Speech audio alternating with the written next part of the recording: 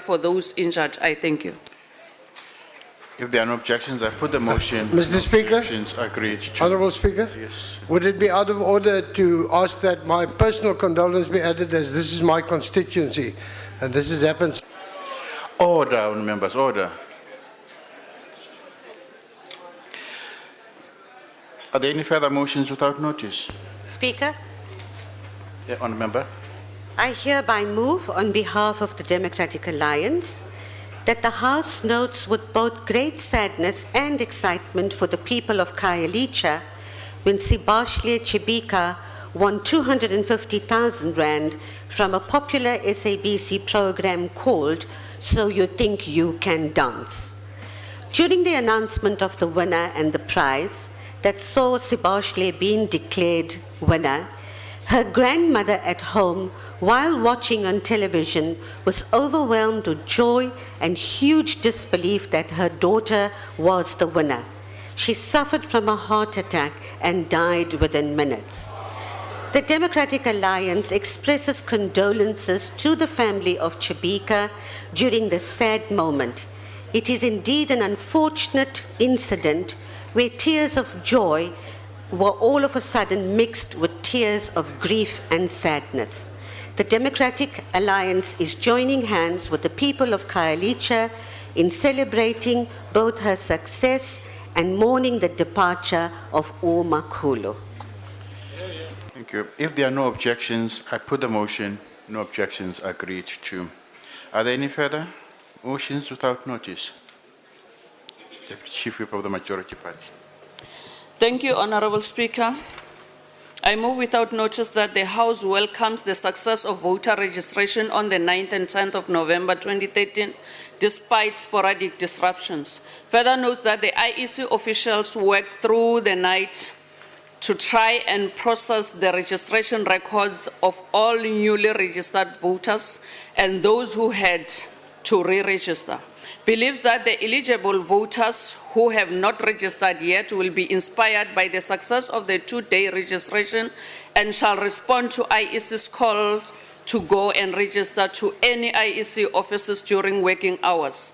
Acknowledges that the almost 100% of polling stations across the country have been operating since opening time of day one, and many South Africans have commended the speed and ease with which they have able to register to vote in the 2014 general elections. Remembers that when the registration was closing on Sunday night, indications were that about 75% of people who registered are younger than 30, and congratulate the IEC for the job well done. I thank you. If there are no objections, I put the motion. No objections, agreed to. Are there any further motions without notice? Honourable Chief and Chief Whip of the Opposition.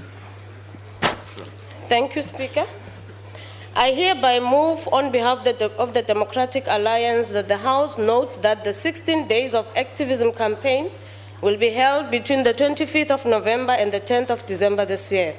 Also notes that the campaign is an initiative of the United Nations and takes place annually between the 25th of November and the 10th of December.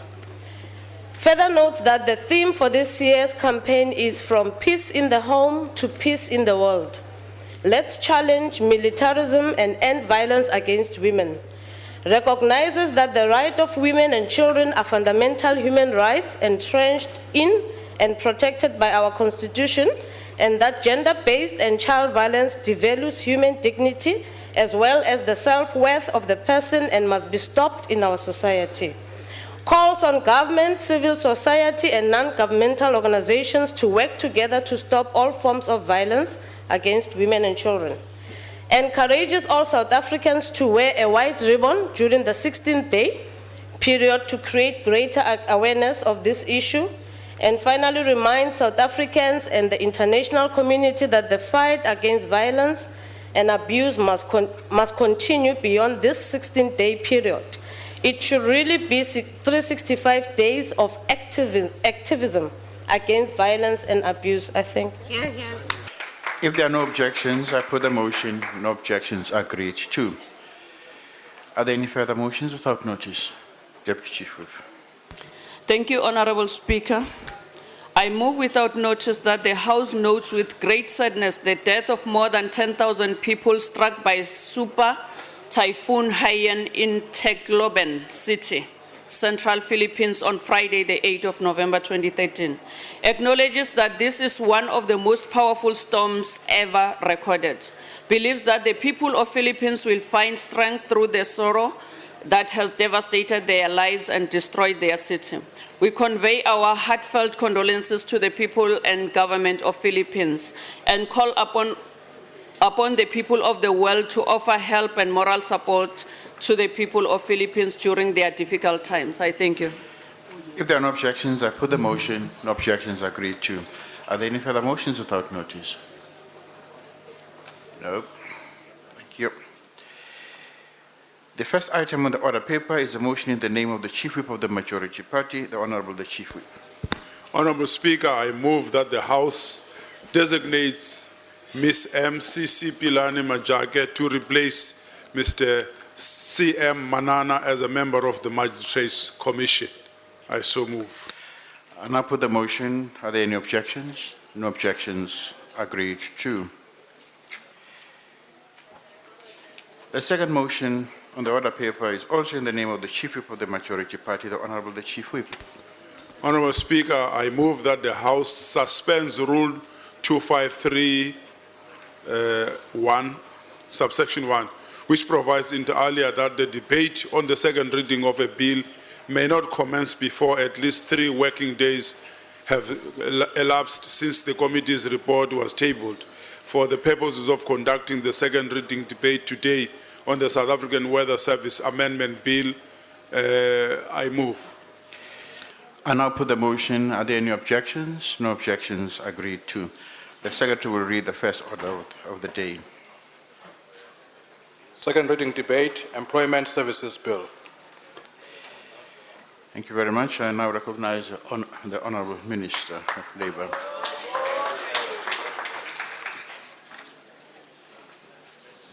Thank you, Honorable Speaker, Honorable Members of the National Assembly, Honorable Deputy President, colleagues. I'm pleased to introduce today Employment Services Bill. This bill is sought to give effect to the 2009 ANC Manifesto, which promised decent work for all workers as well as to protect the employment relationship, introduce laws to regulate contract work, subcontracting and outsourcing, address the problem of labor broking and prohibit abusive practices. The bill also seeks to contribute to the government's objectives of more jobs, decent work and sustainable livelihoods by repositioning public employment services to play a major role in employment promotion and employment preservation, and will also assist employers, workers, work seekers to adapt changing labor market conditions. The strategic objectives will be achieved through institutional arrangements that the department will further establish to provide free services to citizens, such as registration of job seekers, registering of placement opportunities, matching services, referral to education and training, and careers information. The department will regulate private employment agencies providing similar services in the private sector to protect vulnerable workers. In addition, the bill allows the minister to issue regulations requiring employers to register vacancies in specified categories of work. The bill will further permit the minister to introduce schemes to promote the employment of work seekers, to assist employees facing retrenchments to remain in employment, and to promote the rehabilitation and re-entry into employment of employees injured on duty or who have contracted an occupational disease. Working in consultation with the Minister of Home Affairs, the Minister can also introduce regulation providing steps to be followed before employing foreign nationals into the South African labor market. The bill also provides a legal basis for the re-establishment and expanded scope of supported employment enterprises to provide employment for people with disabilities who have long-term physical, mental, intellectual, or sensory impairment which hinder their full and effective participation in society on equal basis with others. It also aims to transform this service into a training resource for specific projects like the making of school furniture and other deliverables. Honorable Speaker, let me thank the Network social partners for their commitment to social dialogue and for their extensive engagement with the proposed bill. And I would also like to further thank members of the Portfolio Committee for their contribution. I should also thank many interested parties and organizations that submitted written comments on the bills to the department. Honorable Speaker, I am pleased to table Employment Services Bill today and recommend the House for adoption. Thank you very much. I thank the Honourable Minister. I now recognize the Honourable M. Nchabeleng.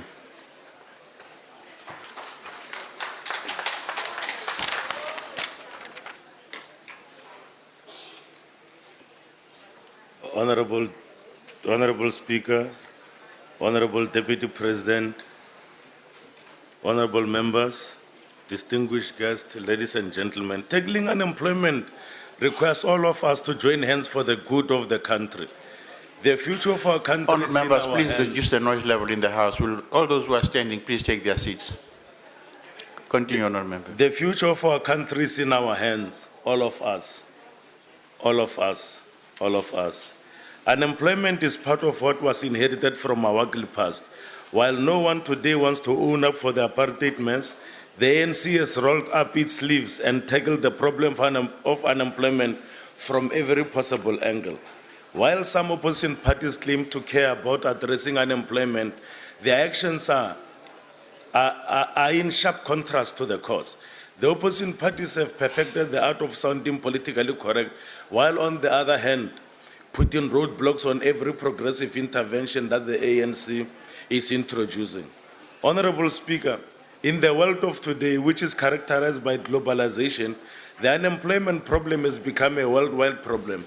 It is endemic in both developed and developing countries. But for developing countries, this problem brings more challenges like increased poverty and complications like political and social instability.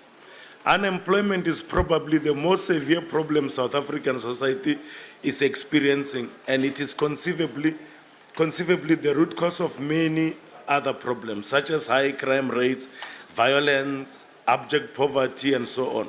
Prominent leaders in and outside government have also stated that no government will be able to govern South Africa if this problem is not addressed effectively.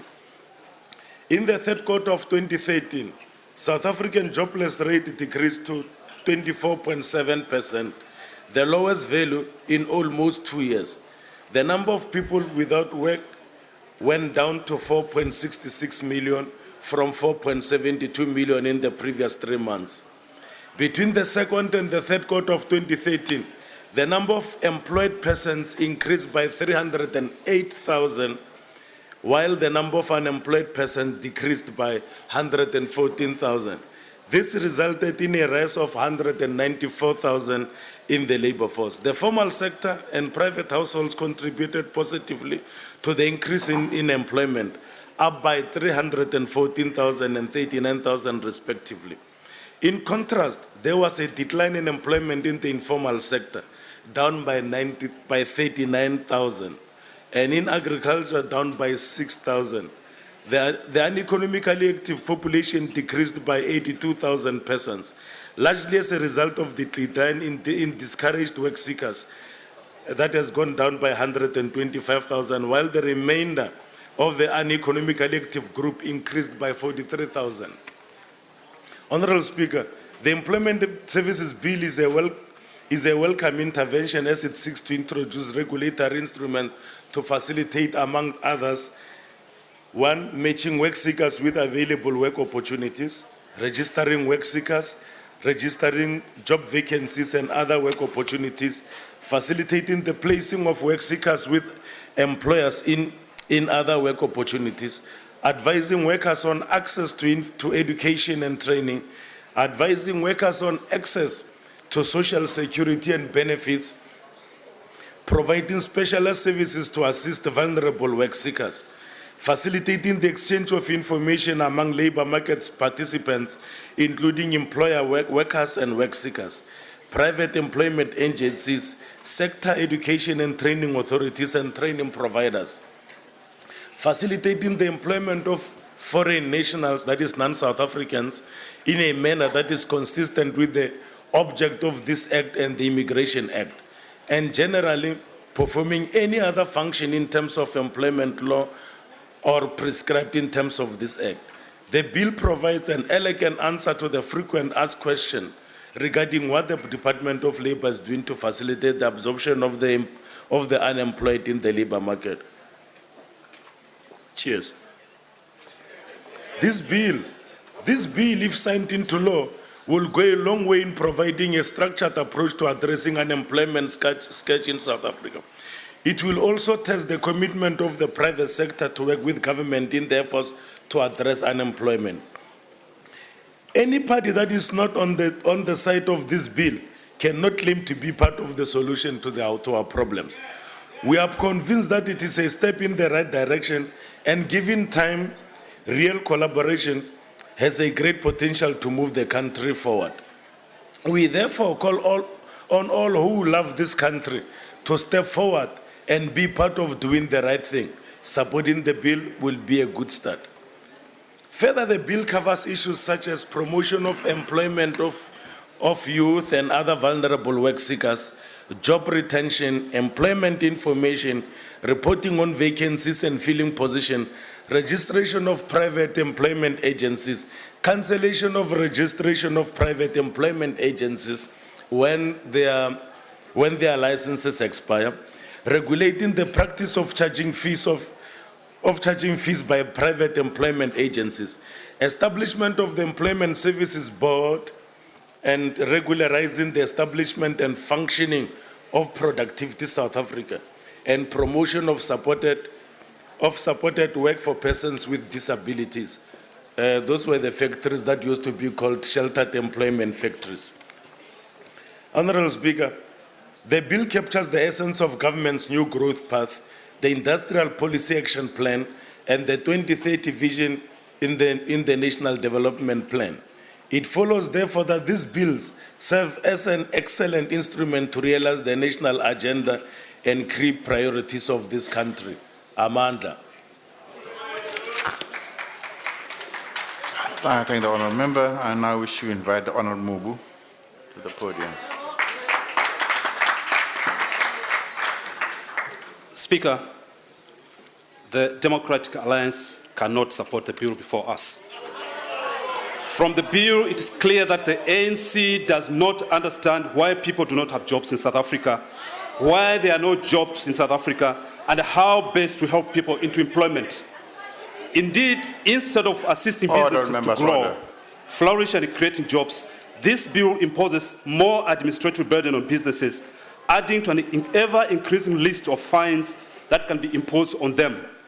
Before you try to help people into employment, Minister, you must first ensure that there are jobs for them to have. Mr. Speaker, the DA supports the establishment of Productivity South Africa. Although PSA was already established under the Skills Development Act, its re-establishment under this bill makes it more effective and more relevant. The DA also supports the establishment of supported employment enterprises. Sheltered employment factories have had limited success, and the DA hopes that supported employment enterprises will widen opportunities for people with disabilities and further facilitate supported employment in South Africa, particularly for people living with disabilities. Finally, the only other good aspect of the bill before us today is that it will prevent employment agencies from charging fees to vulnerable job seekers. This will put an end to years of abuse of the most desperate individuals, providing them with protection that they need. Unfortunately, Minister Oliphant has seen it fit to wrap these positive provisions in unrealistic, damaging, and inappropriate tribe. The bill establishes a public employment services that aims to match job seekers with available job opportunities. But Minister Oliphant has forgotten that her department already has the Employment Services South Africa, and that this agency already conducts this function with a similar mandate. The bill will also control private employment agencies to the extent that their role will shrivel into that of a recruitment agency. Government is therefore competing with the private sector and regulates it at the same time. Government presupposes that it can do a better job than the private sector. However, we have already seen that this is not the case.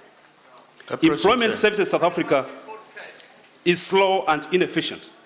Equivalent government-run employment services in Germany and the United Kingdom are staffed by over 70,000 people. Does Minister Oliphant seriously believe that the current staff complement of about 500 people is going to cut it? Minister, your department is not prepared for this bill. And Minister, the country cannot afford this bill. Instead, government must create the conditions for job creation and allow the private recruitment agencies to find the right candidates to fill them. The government should not be the country's largest recruiter as well as the largest recruitment agency. This is a model for failure and one of the main reasons why we are stuck with an abysmal unemployment rate. The ANC government keeps trying to employ people instead of creating the conditions for the private sector to employ people. This bill is another blow to a struggling public sector and an asphyxiated labor market. The minister now has the power to make regulations that employers must notify her department of any vacancies or face a 50,000 rand fine. This creates extra burden on the companies instead of helping them to grow and create more jobs. Speaker, in a country wrecked with xenophobic tendencies, it is astonishing that the minister thinks it's a good idea for her to have sole power to regulate the employment of foreigners. This will only contribute further to the shortage of exceptional skills in the country when the country has a skills deficit of 829,000, according to ADCOP's 2012 review. Mr. Speaker, the DA cannot support this misguided approach to solving the most important problems facing South Africa today. It's time to put the focus back on jobs that we can once and for all redress the wrongs of the past. I thank you.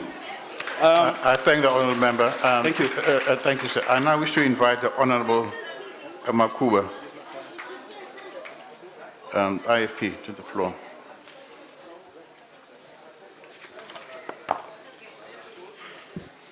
Honourable Speaker, on behalf of my colleague who is unable to be with us today, I'm going to be debating on the Employment Services Bill. There are many people across the country who are struggling to not only find jobs, but also retain the jobs that they do have. Many stakeholders have called for government to take a more active role in helping the citizenry tackle this issue and help create more jobs, specifically for the youth. This bill represents a step forward in the government's attempt to not only help those without work, but also limit the impact of immigration on the availability of jobs. The creation of the Public Employment Services Bill will go a long way in helping vulnerable job seekers, which includes the youth, new entrants into the labor market, disabled people and members of rural communities, get registered and matched with job vacancies and other work opportunities. With so many of our people in need of jobs, it is essential that they know where to go when they need to find more information with regards to opportunities available and be able to receive education and training, as well as contact with employers through the established recruitment and placement services. The regulation of private employment agencies presents an opportunity to minimize some of the labor broking issues that many trade unions have been demanding they be removed. With the new legislation, private agencies will be regulated to ensure that only legitimate agencies are allowed to function as limited labor broker agencies, presenting somewhat of a compromise to what the unions wanted. The influx of foreign nationals into the country has stirred up animosity and tension among local and foreigners, with many instances of xenophobic attacks taking place. The bill allows for foreign nationals to be employed as long as South Africans with a particular skill needed are unavailable. This elevation of job opportunity to citizens over those of foreign workers would mean more jobs and reduction of the unemployed.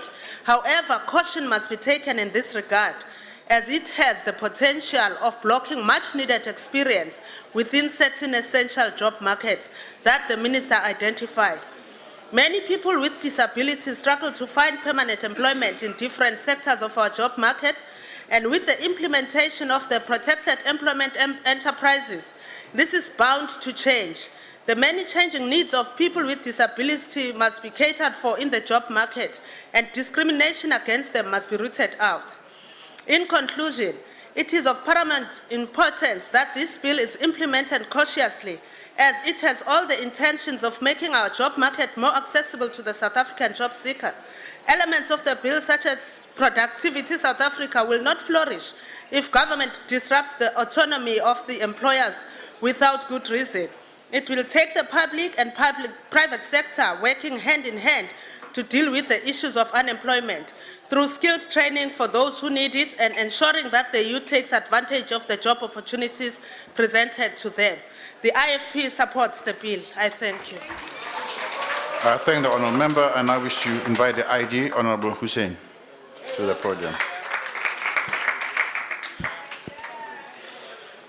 Honourable Speaker, countries that have made huge advances in reducing unemployment and creating jobs will tell you that to succeed, you must create an environment for businesses to flourish, make it simpler and cheaper to create jobs, and reduce red tape.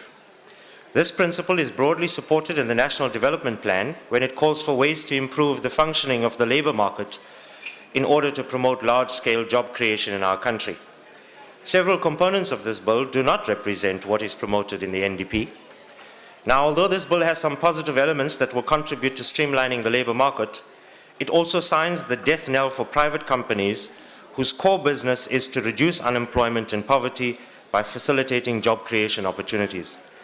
We recognize and support every attempt to eradicate exploitation of vulnerable job seekers, but for government to compete with the private sector instead of creating partnerships and to introduce more red tape for businesses to operate is simply suicidal.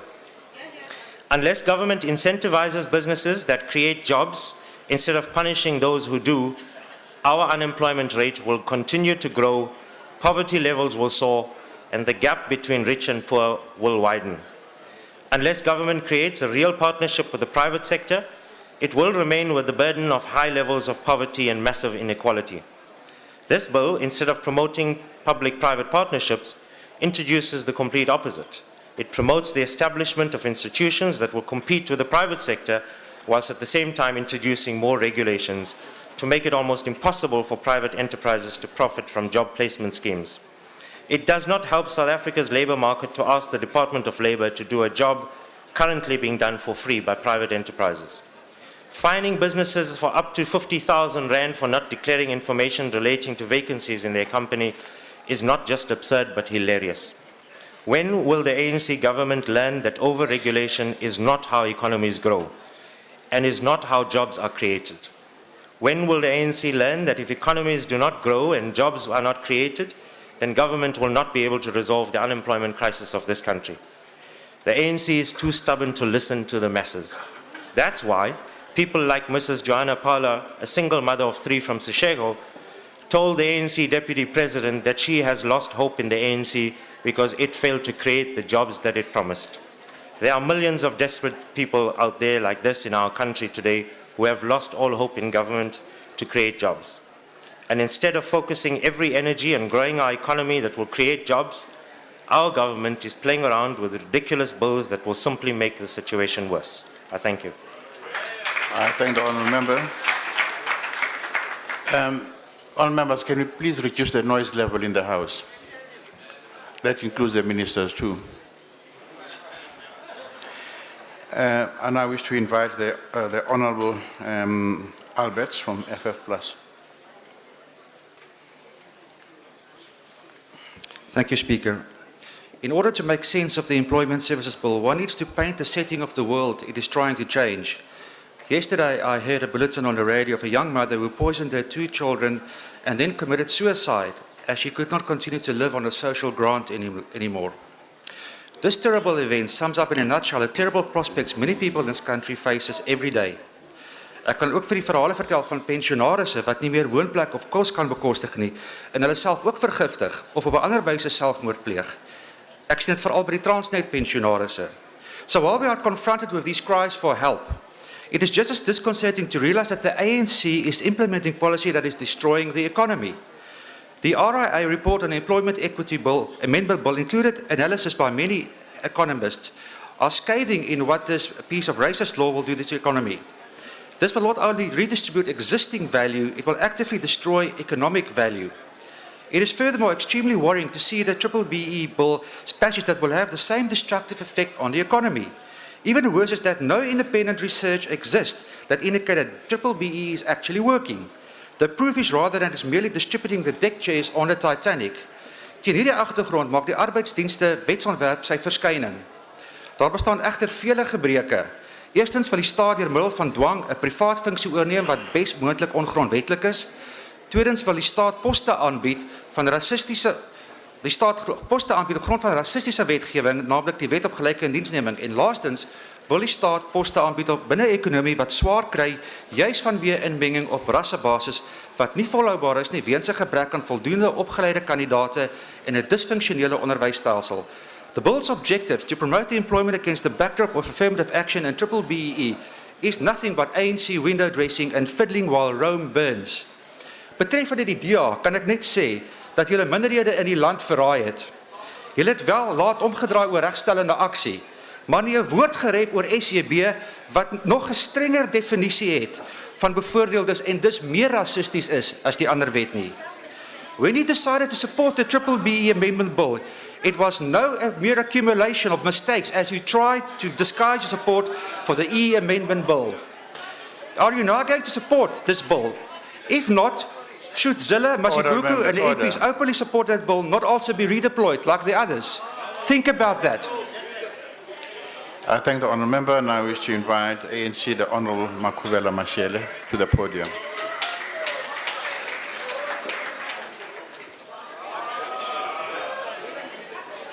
Order, members, order. Honourable Speaker, Honourable the Deputy President, Members of Parliament, the labour market environment has the remnants of the apartheid social engineering patterns. Of course, the old systems of apartheid provided a platform for super exploitation of workers, in which in turn provided a life supporting system for the apartheid economy. I submit that on balance of probabilities, the apartheid economy would not have survived without apartheid repressive labour laws. For that reason, it is not surprising that every progressive move to making it possible for workers to enjoy human rights and protection through the labour laws is opposed by those who are not friends of the progressive moves. Similarly, those who had become so spoiled that the exploitation as the modicum of doing business is okay. Some businesses are finding it very difficult to cope with the fact that repressive labour laws are no longer part of our labour market landscape. Some have even gone to an extent of placing the blame of less than the required levels of job creation on our labour laws. But when you ask exactly what the problem is with our labour laws, they tell you that our labour laws make it difficult to dismiss workers. I thought curtailing the ease of which to dismiss a worker should not be celebrated and not frowned upon. But then I realized that most employers have no idea of the trauma of being dismissed, and that's why they have no sympathy if a worker gets dismissed. It is also urban legend that suggests that our labour laws makes it hard to dismiss workers, because if that was the case, millions of workers who lost their jobs during the global economic crisis would not have been dismissed if our labour laws were as rigid as they claim. It has become clear to everyone that unless government do something directly about job creation, some businesses are just not interested. The trouble, of course, is that unemployment is possibly the biggest threat of stability in this country, and stability is the main ingredient to viability and security of doing business in this country. Paying lip service to job creation by some employers is self-defeating. Whilst it is generally accepted that the core of business is making business, it must also be acknowledged that it will not be sustainable if socio-economic deficit in the form of unemployment and the unemployment remains unattended to. This democracy has made a huge contribution to the success of many businesses, some of which would be history if it was not for democracy, for the kind of democracy that exists in this country, thanks to the ANC government. I sometimes get the impression that our democracy and the willingness of our people to persevere is sometimes taken for granted. The trusting nature of our people was the cornerstone of believing that democracy will lead to business-friendly environment that in turn will translate in the prosperity being shared by all citizens. Once again, the ANC government calls upon all social partners with government in its efforts to address unemployment in general and youth unemployment in particular. It is precisely for the reason that the government has introduced this bill, not as a panacea to unemployment crisis, but as a contribution towards addressing what some consider being the biggest threat to the future stability of this country. The bill is written in a simple to understand language. In its purpose, its desired outcomes are explicit and noble. Establishing schemes to enhance the unemployment of young people is an objective that no South African in the right frame of mind would disagree with. In the same vein, these efforts espoused in the bill will not have optimum impact if our social partners do not join hands with us. Having said that, government should not wait for those who are not ready to come and make a contribution, but the train will move on, and they might catch it at the next station if they genuinely love this country. So accept the invitation to come on board and rid the country of joblessness. Come on board to be counted amongst those who are part of the solution.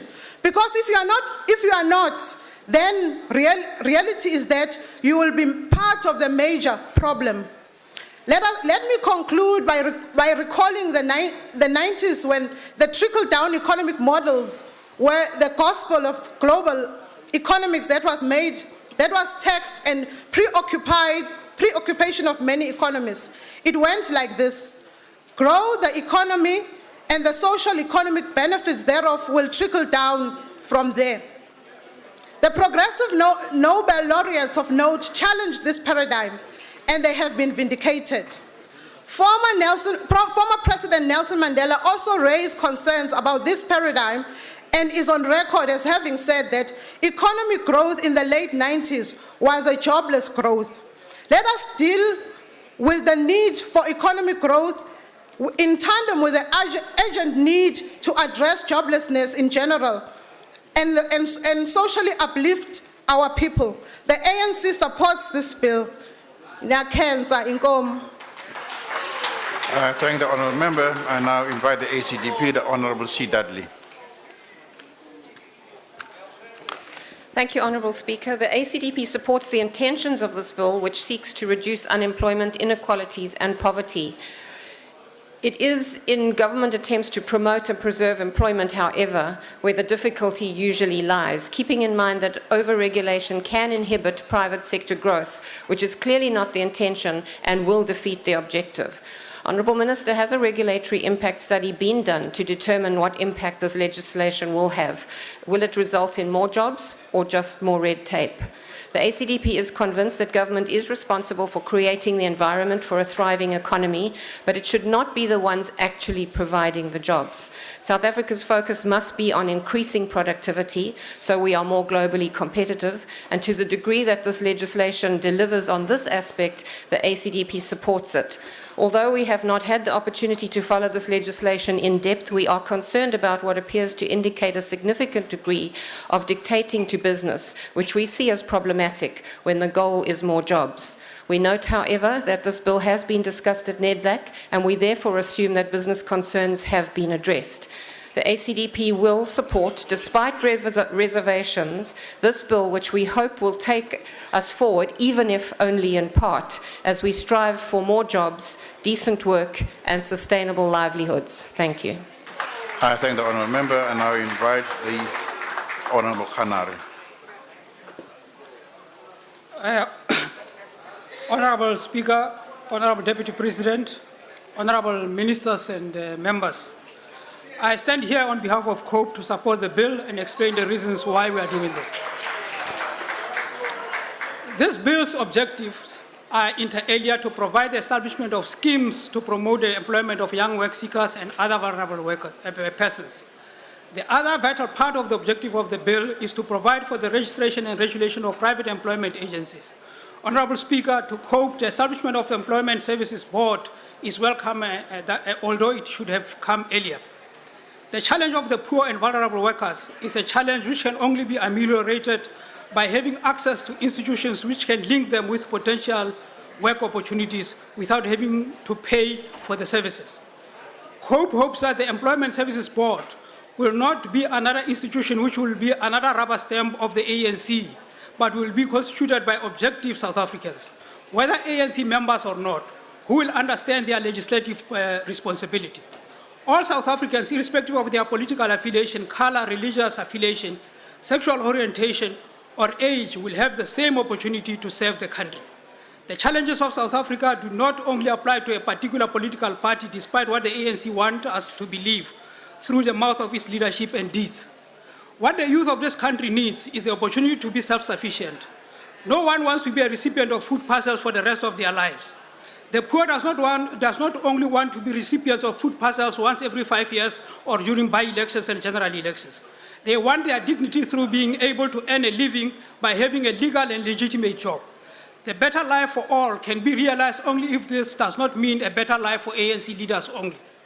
Employment Services Board, Productivity South Africa and supported employment enterprises can only be credible to the labour market role players if those who run it are credible South Africans.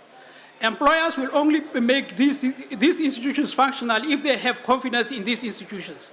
The credibility of these institutions depends on their impartiality and effectiveness. How they are perceived will make relevant role players to trust them and make them achieve their objectives. Network will play a vital role in the success or failure of these institutions, which will be created through this legislation.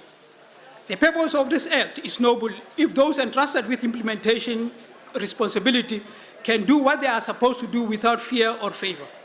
Nobody can oppose any law which aims to promote employment, to provide opportunities for new entrants to the labor market, to gain work experience, improve the employment and re-employment prospects of employees facing retrenchments and promote employment, growth and workplace productivity. Honourable members, all this can only be achieved if the integrated free public employment services can serve all South Africans equally, irrespective of their political affiliation. COPE supports Clause 8, which deals with the employment of foreign nationals, which should not be interpreted as promoting xenophobia. It is important that South Africans get the available jobs first, and thereafter foreigners can be accommodated. Honourable Speaker, the tendency to regard only the pitch black Africans as being the only foreigners in South Africa should be confronted head-on. In most cases, foreigners from Europe and Asia are not treated the same as foreigners from East and West African countries. It is a legal imperative anywhere else in the world that employers prove that, and I quote, there are no other persons in the Republic with suitable skills to fill a vacancy before recruiting a foreign national, close quote, as per Clause 82A of the bill states. Further, COPE supports the whole of Clause 9 of this bill.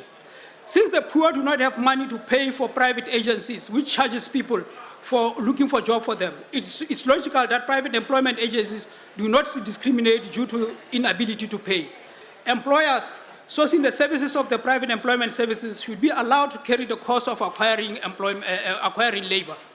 Free supported employment enterprises will also assist people with disabilities get employment. The current status quo is absolutely unsatisfactory. Given the history of how the SOEs are being run, COPE hopes that these employment agencies will not turn up to be loss-making entities like SAA or SABC. COPE will support this bill. Thank you. I thank the honourable member and now invite Azapu, Honourable Dikobo, to the podium. Honourable Speaker, Honourable Deputy President, honourable members, there is a belief in certain circles that if you change the name of something very bad, it will cease to be bad. The notorious labor brokers are now euphemistically being referred to as employment agencies. Labor brokers or private agencies do not contribute to the objective of more jobs, decent work, and sustainable livelihood. Azapo has said it before, that labor brokers do not create jobs. They just tell the job seekers where the jobs are. But unlike placement agencies, they do not bring the prospective employers and job seekers together and walk away. We have been part of the call for the complete ban on labor brokers. The employment relationship is and must remain a relationship between the employer and employees. There must be no third party lurking in the shadows.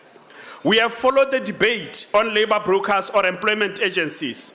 There are those who believe that regulating labor brokers will squeeze them out of existence.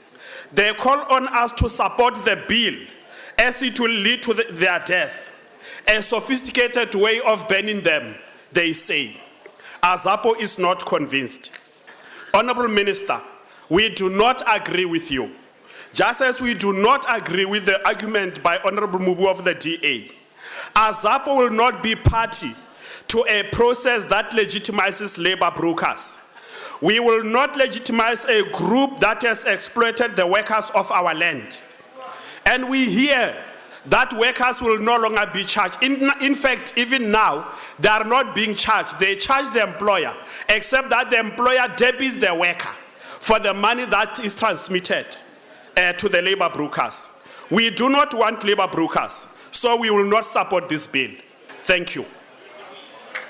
I thank the honourable member. Order, members, order.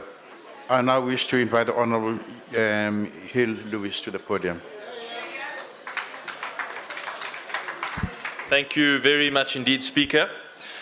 The Democratic Alliance evaluates every policy and legislative proposal through the lens of job creation and economic growth. We understand the simple truth that a flourishing economy is the only real way to redress the economic legacy of apartheid and include many millions more South Africans in prosperity. If we accept the premise that every policy that government proposes should be judged by its effect on economic inclusion and growth, then it's easy to see why it is impossible to support this bill. This bill will not help create jobs or facilitate labour absorption, Madam Minister. In fact, quite the opposite. It will destroy jobs. How will it do that? It will destroy jobs by crowding out hundreds, if not thousands, of smaller employment agencies in the economy, who historically have had a superb record of placing work seekers in jobs. Expanding the public employment service will not lead to more jobs, it will lead to less. Now, those smaller agencies will be crushed under the ever-expanding mountain of red tape that this government places upon them. All this means is that there will be a concentration in the sector. Those big companies who can handle the smothering red tape will survive, and those that cannot will perish. The ANC's policy program this year has been defined by its preoccupation with browbeating the economy into complying with its model of control and coercion that it envisions. But you cannot browbeat the economy without sacrificing competitiveness, jobs, and long-term growth. This bill is another example of this agenda in full swing, and it will not work. It belies a fundamental misunderstanding and mistrust of the South African economy. You do not create jobs by regulating successful businesses to death. Let me deal with the Honourable Alberts. We oppose this bill because it does not help to redress the legacy of apartheid. That is quite different to why you oppose this bill. I can't find, oh, there's the Honourable Alberts. We oppose this bill because it does not go nearly far enough in redressing the economic legacy of apartheid. We support inclusion of dispossessed and excluded South Africans' economy. I'm not sure that you feel the same. We oppose this bill because it reverses the cause of redressing apartheid and it does not advance it. You do not create jobs by replacing efficient, innovative entrepreneurs with inefficient, ever-expanding government departments. And Honourable Nchabeleng, on Saturday morning I received an SMS from the ANC asking me to go and register. I'm not sure in what universe you think a DA Member of Parliament is going to go and register for the ANC. But the SMS... Order, members, order, the SMS, order, yes, I'll take your order. question. Order, members, order. Yes, ma'am. He already says he will take the question. Can I ask the question? Yes, please? you may. Proceed, ma'am, proceed. Do you call consultants job creators, people who stand in between the employer and the employee, job creators? Is that what you say? Honourable Member, small employment agencies in South Africa have got a track record of decades of placing hundreds and thousands of South Africans in jobs. They work efficiently to match demand with available skills. What you propose is to kill all of those businesses and replace them with a massive expanding government department. That is not job creation. That is tinkering destructively. The truth is, let me get back to the SMS quickly. The SMS said to me that the ANC has created jobs since 1994, and the Honourable Nchabeleng tried to spin the same statistics today. The truth of the matter is this: 1 in 3 South Africans who are of an economically active age are unemployed. 1 in 3. 3 million of them have lost all hope of finding a job. They don't even look for a job anymore because of the policies of this government. So frankly, the SMS was grossly misleading. The fact is, this bill benefits big business and big labour. It's another demonstration that the ANC has become the party of big business and big labour working in unison to protect their elites. My party, the Democratic Alliance, stands up for entrepreneurs who work day and night to grow their business, stay competitive and create jobs. We stand by them, and that is why we oppose this bill. Thank you, member. And I wish to invite the Honourable A.J. Williams to the podium.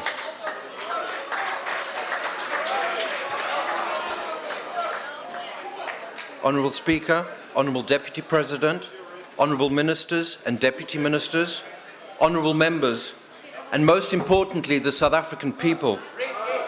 Firstly, I want to state that the African National Congress supports this bill.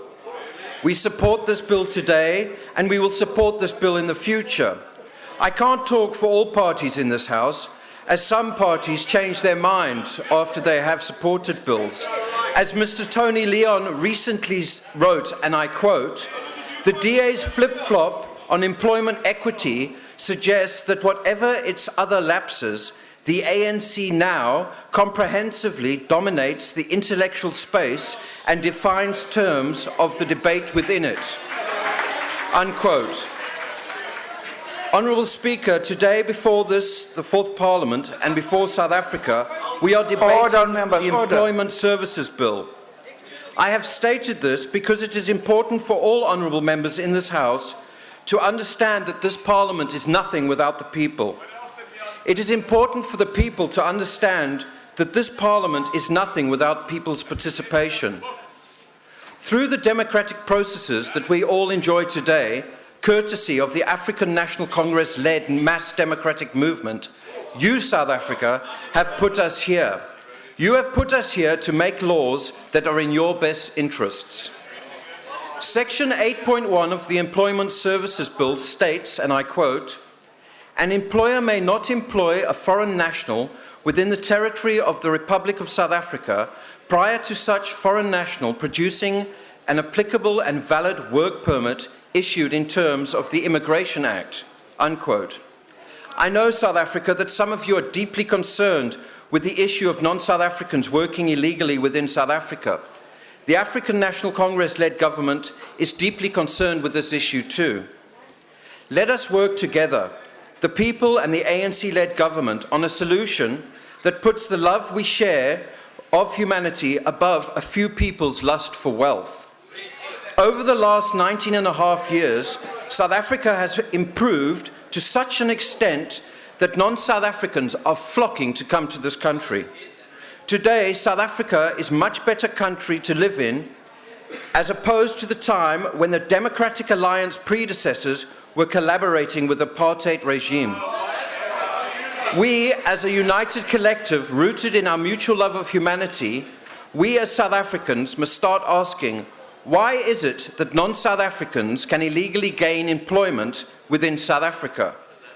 The simple truth is that a group of people whose lust for wealth is bigger than their love of humanity are breaking the law and illegally employing non-South Africans. We cannot blame non-South Africans for this situation. We who put the love of humanity above our lust for wealth must never blame individuals for seeking a better life. The cause of this concerning situation is the law-breaking employers that illegally employ non-South Africans. They do this because they think they can more easily exploit illegal workers. This inhumane, greedy employers use deportation as a threat in order to exploit vulnerable people. They are criminals that exploit in order to accumulate more money. In South Africa, we basically have human trafficking of a special type, perpetuated by the greedy employers, where the vulnerable non-South Africans rush to what they think are greener pastures and find instead exploitation and humiliation. Only as a collective rooted in our love of humanity can we put an end to the exploitation and humiliation of our fellow humans. Only through working together will we achieve more. Do not blame non-South Africans, but the blame squarely lies with employers who illegally employ non-South Africans. The Employment Services Bill states in section 8.2, and I quote, "The Minister may, after consulting the Board, make regulations to facilitate the employment of foreign nationals, which regulations may include the following measures. A, the employers must satisfy themselves that there are no other persons in the Republic with suitable skills to fill a vacancy before recruiting a foreign national," unquote.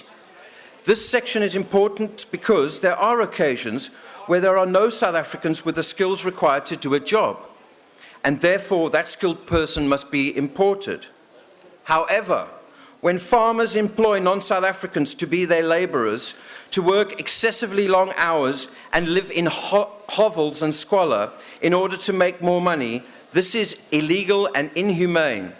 When factories and offices employ non-South Africans and unskilled employees and pay them a pittance and sexually harass them, that is illegal and inhumane. When restaurants, hotels and retailers employ non-South Africans as waiters, cleaners and shelf packers because they can exploit them, that is illegal and inhumane.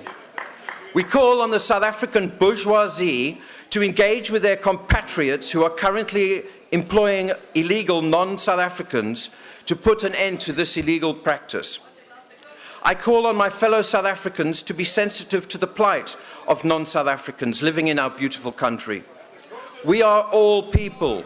We are society. And as an African society, we must not exploit and humiliate one another. My fellow South Africans, I call upon you to report all employers that illegally employ non-South Africans to your nearest Labour and Home Affairs officers. Brothers and sisters, I call upon you to participate in the implementation of the law. Comments on Twitter and Facebook don't equate to participation. The first act of participation in a participatory democracy is voting. In the upcoming national general elections, you have the right to choose between the former apartheid collaborators and the people's liberators. If you don't participate in our democracy, then why did so many people suffer and die in the struggle for our liberation? During the time when the Democratic Alliance predecessors were collaborating with the apartheid regime, the African National Congress-led liberation movement was suffering untold hardship with the aim of creating a people-driven and people-centered government within a non-racist, non-sexist, democratic and prosperous South Africa. Some opposition parties in this debate wish to see the government pass laws that allow greedy employers to exploit you, South Africa. The opposition want to protect their funders and not the people. Together, we, South Africa, must never allow exploitation of our workforce. Without the people, without your participation, this government is nothing. Without you, my fellow South Africans, this participatory democracy is meaningless. Only through working together can we do more. I thank you. I thank the honourable member. I now wish to invite the honourable minister.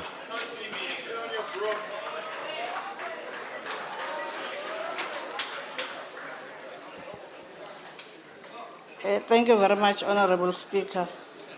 Honourable Speaker, ngizofisa nje ukwazisa amalungu amabili, umhlonishwa uDikobo nomhlonishwa uHoosen, ukuthi maybe the best thing ukuthi abathathe wonke lama amendments including this bill bawafunde kanye kanye, kodwa bangawachathi ukuze baqondisise ukuthi kahle kahle lezi ichibiyelo nale bill zisho ukuthini.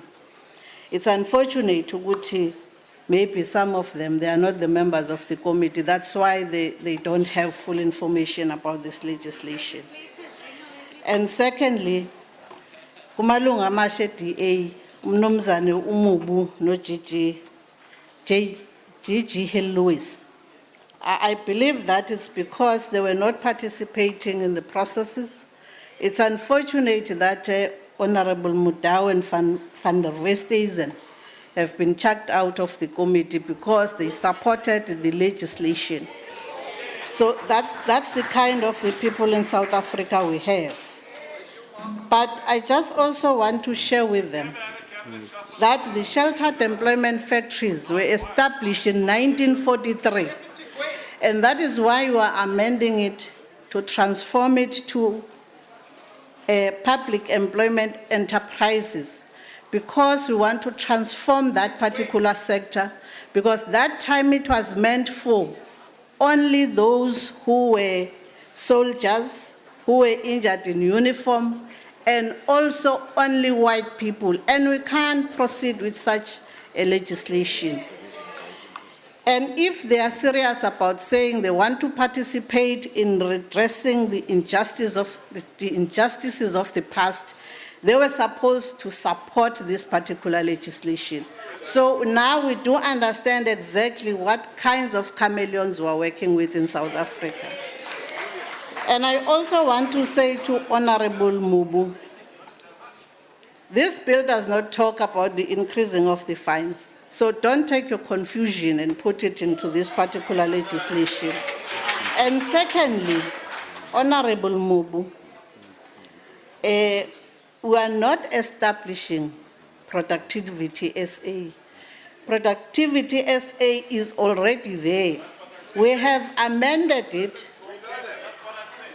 I think maybe then it's either you don't understand probably the language that you were speaking about, and you were confusing yourself. But at the same time, I just want to say to Honorable Mubu, you know, when it comes to the immigration laws, it is clear that you don't understand what is the role of the Department of Labor. We recommend to Home Affairs. Home Affairs have a final say when it comes to the foreign nationals' employment. And also we work together with the Department of Trade and Industry. So don't take your confusion and come and say it here. And probably you have to thank South Africa, because I think you also fall under that category of foreign nationals. And I believe that probably you must appreciate to be here in South Africa, because if it was in your country, you can't Point find of order, a South African in Speaker. the chambers. Order, honourable members. Order, members. Order. Yes, sir. What's your point of order? Order. My point of order is that I don't appreciate the minister's attitude. Honourable members, order. Allow the speaker to be heard. Continue. She's personally attacking me instead of what I said. And I think she's expressing her xenophobic attitudes, and I don't appreciate it, Speaker. Honourable member. Order, honourable members, order. Honourable member. He's a citizen of this country. Order. Speaker, Proceed. may I address you on a Thank point you, of Honourable order? Speaker. Yes. By referring to the Honourable Mobu as a foreign national, I submit that that's unparliamentary, as it is xenophobic in nature, and Honourable Mobu is a South African citizen. Honourable members, order. Order. Yes, that's correct. He is a South African citizen. He's not a foreign national. Order, honourable members, order. Thank you, Honourable Speaker. Yes, honourable member. Speaker, will the Honourable Minister withdraw her The comment? It's honourable minister is on the unparliamentary. floor. Continue, honourable minister. I think you were supposed to wait and listen what I'm going to say. Order, honourable members, order. Speaker, I withdraw that move. Honourable Move is a foreign national. But also to say he is a citizen based on our policies as well. Speaker, the Honourable withdrawal Speaker. should be unconditional. Order, honourable members, order. Yes, ma'am. Speaker, the withdrawal should be unconditional. The Honourable Minister is qualifying it. That's not parliamentary. Honourable minister, withdraw. Honourable Speaker, I said I withdraw that Honourable Mubu is a foreign national. I have just withdrawn Thank that. you. But Honourable Speaker, Order, honourable members, order. Honourable Speaker, I do believe that honourable members knows when it comes to the private employment agencies. We are saying we want to register them so that we can monitor their activities within that particular category. And when we talk about labour brokers, in terms of the legislation, they are classified as temporal employment agencies. So the honourable members must be very clear when they come to the podium, not just to assume that what is happening about the issue of labour brokers. That's why I'm saying Honourable Dikobo must really read all this legislation that has been tabled before Parliament. It's unfortunate that he's coming here to say we must ban labour brokers. It means he doesn't even understand the constitution of this country.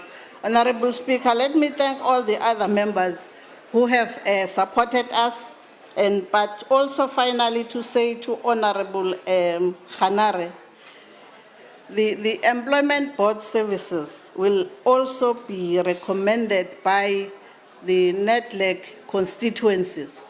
And whenever they approve what we'll be doing, it will be based on the ANC manifesto, which is the election policy of the African National Congress. And we'll continue as the ANC to support and protect the vulnerable workers. And unfortunately, some of the members don't even understand that during the NETLEC processes, all social partners have supported this bill. Thank you, Honourable Minister. including Your time has business. expired. Thank you very much, Speaker. That concludes the debate. Are there any objections to the bill being read a second time? Are there any objections? There are objections. I now put the motion. Those in favour will say aye, and those who say no. I think the ayes have it. Honourable member. Honourable Speaker, will you please record the objection of the Democratic Alliance? The objection of Democratic Alliance will be recorded. Achtbare Speaker, die bezwaar van die Vryheidsfront Plus sowel. The FF Plus. And the objections of the ID. The objections of the ID. Thank you very much. Speaker, on a point of order, I just wondered if the DA are not calling for a division because they're not sure how their members are going to vote. But that's not a point of order. Please take your seat. No objections agreed to. Order. The Secretary will read the bill a second time. Employment Services Bill. The bill will be sent to the National Council of Provinces for concurrence. The Secretary will read the second order. Consideration of Criminal Law Forensic Procedures Amendment Bill. Thank you. I now recognize the Honourable Chief Whip of the Majority Party. Honourable Speaker, I move that the report be adopted. The motion is that the bill be adopted. Are there any objections? No objections. Agreed to. The bill will be sent to the President for assent. The Secretary will read the third order of the day. Consideration of broad-based black economic empowerment amendment bill. I now recognize the Honorable Chief Whip of the Majority Party, the Chief Whip. Honourable Speaker, I move that the bill be passed. The motion is that the bill be passed. Are there any objections? And there are objections. I now put the motion. Those in favor will say aye. And those against will say no. I think the ayes have it.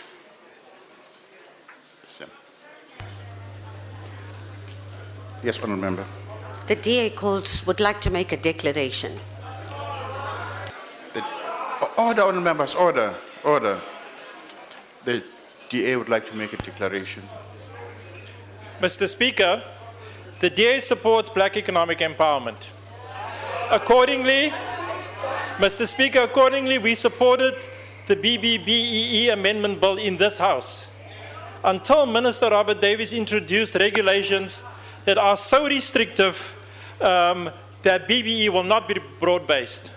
For example, the regulations decrease the targets for ownership by broad-based schemes such as women's groups and cooperatives, as well as new entrants from 10% to 3% to 2%.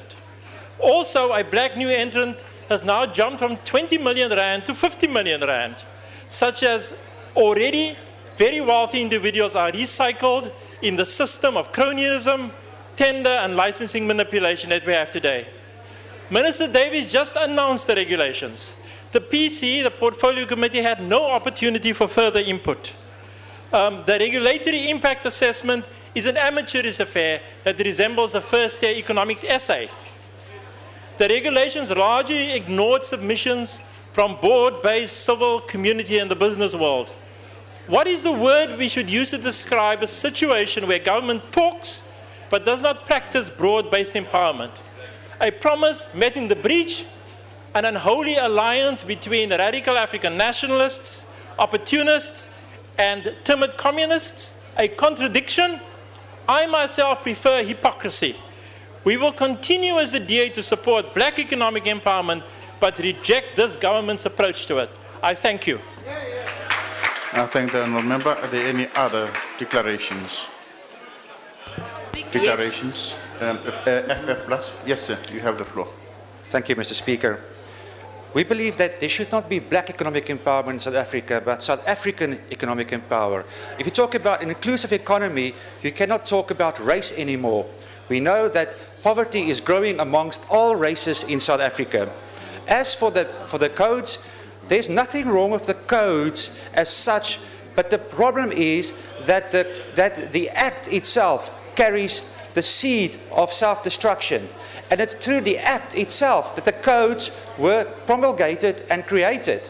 And therefore, no one can complain about the codes if they did not complain about the act itself.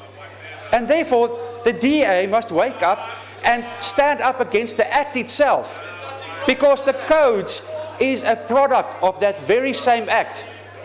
You are speaking with a forked tongue in the end of the day. As for the ANC, I'm saying to you, race-based economic designs will not solve our problems in the future. And you are basically planning for a future where there will be more racial polarization at the end of the day. Thank you very much. Thank you. Are there any other parties wishing to make a declaration? Yes, thank you. Hello? Any other parties wishing to make a declaration? The ANC. The ANC. Proceed, ANC. Right, thank you, Honourable Speaker. You know, from what one is hearing here, the ANC is concerned because it would appear as if the opposition actually wants to throw out the constitution now of our country. You want to throw out the equality clause. That is what the equality clause is saying, and that is what the broad-based black economic empowerment is giving effect to. In fact, what it is doing right here is actually putting down the legislation in support of the Constitution that demands that there would be legislation that spells this out very, very clearly. And may I read just one aspect here of the equality clause in our Constitution? It says here, discrimination on one or more grounds listed in subsection 3 is unfair unless it is established that the discrimination is fair. Now, the reason why you are all in the papers these days in an internecine party battle in the DA is because your own party members disagree with you. They do, and you know it. And secondly, you are shifting members all over the committees because you're trying to drumbeat what amounts to a British Conservative policy in our Parliament. And the second thing, you have the nerve to bring back this bill after saying you agreed with it in one party. And what do you say? What do you say here? You say that you want to omit Parliament and let's specify each little house. How many houses has Parliament got? Two. Of course, the British Conservatives continue to think there is one house, and you are taking your cue.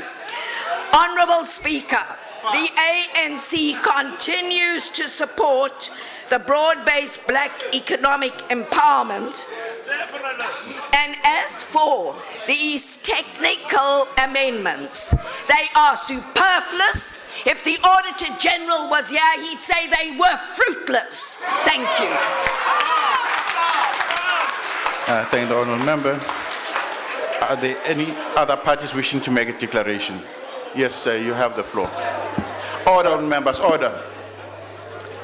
Thank you, Mr. Speaker. I'm making a declaration. I'm not quite sure whether it's under Rule 81 or whether it's now under a debate, but nonetheless I would like to say, and on the basis that we cannot really debate a bill afresh if it's come from the NCOP, what was interesting to me was the NCOP's insertion of Clause 2 about effective economic participation. And I think the NCOP is wise to do that because, Mr. Speaker, the object is to create effective economic participation. And we have pointed out that this bill has a very serious threat to re-racialize South Africa. And there is no way that the definitions which have come through in this bill is not going to end up doing that. And the tragedy, Mr. Speaker, is that we're going to go back to court. And I believe this Parliament should not have to be running to court all the time. We should make laws which are in line with the Constitution and not have that. And that's why I think the NCOP is very good to add economic participation, effective economic participation, which is not a racial concept. Thank you. Thank you very much. Any other party wishing to make a declaration? That covers all the parties. Thank you very much. So no objections. The bill will be sent to the President for assent. Objections. Please record the objection of the Democratic Alliance. The objections. Order, all members. Order. Objections of the DA have been noted. Objection of the Freedom Front Plus as well. Thank you, Mr. Speaker. Objections of the Freedom Front Plus. And the objections of the ID. Objections of the ID. Thank you very much. Objections have been noted. The bill will be sent to the President for assent. The Secretary will read the fourth order of the day. Consideration of report of Standing Committee on Finance on Merchant Shipping International Oil Pollution Compensation Fund Contributions Bill. I now recognize the Honourable the Chief Whip of the Majority Party, the Chief Whip. Honourable Speaker, I move that the report be adopted. The motion is that the report be adopted. Are there any objections? No objections. Agreed to. Thank you very much. The Secretary will read the fifth order of the day.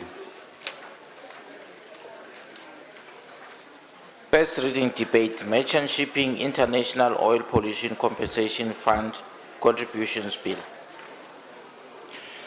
Thank you very much. As there is no list of speakers, are there any objections to the bill being read a first time? No objection, Speaker, but the DA requests a declaration. Indeed, the MPA wishes to make a declaration. You have the floor, sir.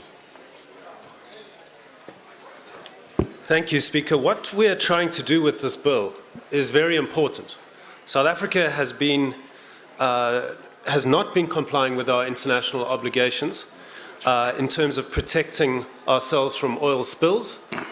These bills are the financial implications of two bills passed by the Transport Committee that will make sure that we finally comply with our international obligations. Up until now, we've been exposed.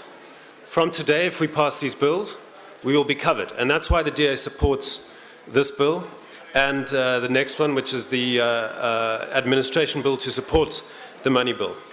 The problem that the DA has, notwithstanding this support, is the model that National Treasury and SARS have taken to collect the funds that South Africa owes to contribute to the International Oil Pollution Compensation Fund.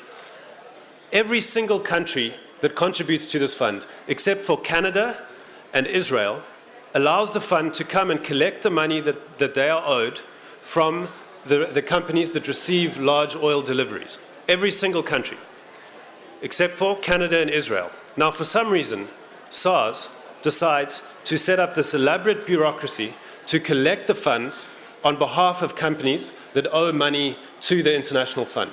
There's no logic to this. If we're supposedly following the Canadian model, we should look at how their fund goes much, much further, covering additional ships and helping companies deal with claims from the fund.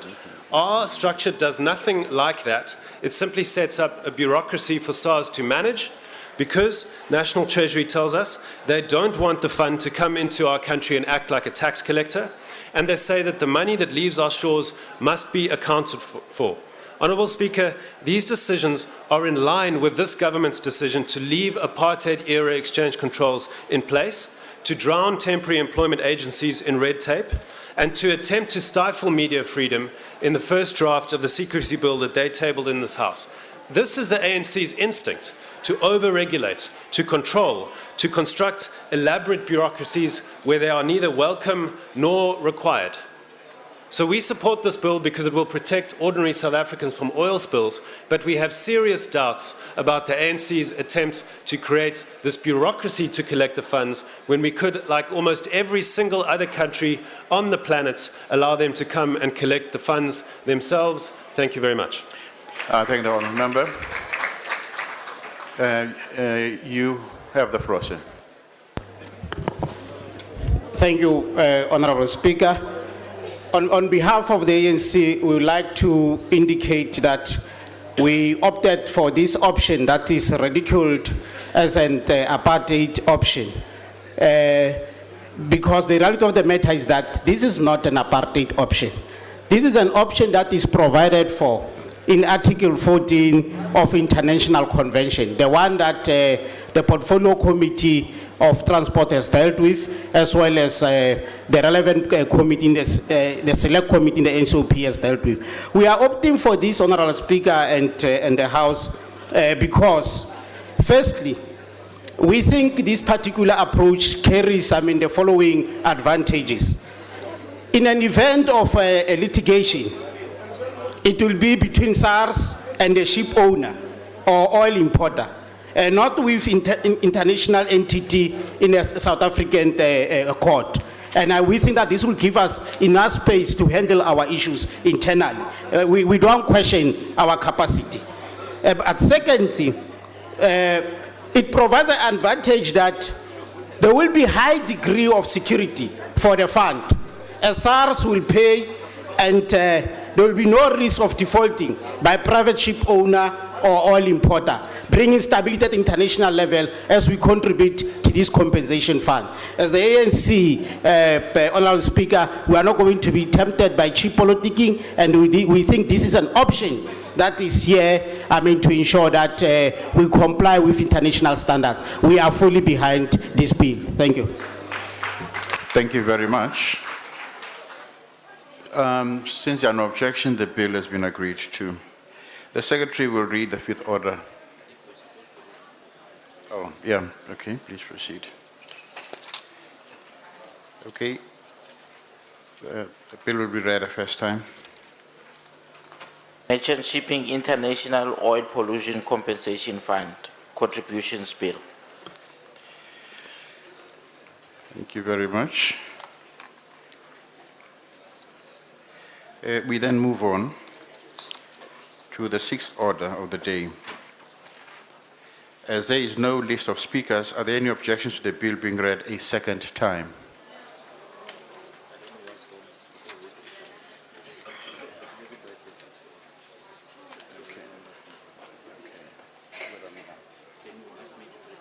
Okay. All right, before we move on, the Secretary will read sixth order of the day, the fifth order. Second reading debate, Merchant Shipping International Oil Pollution Compensation Fund Contributions Bill. Thank you very much.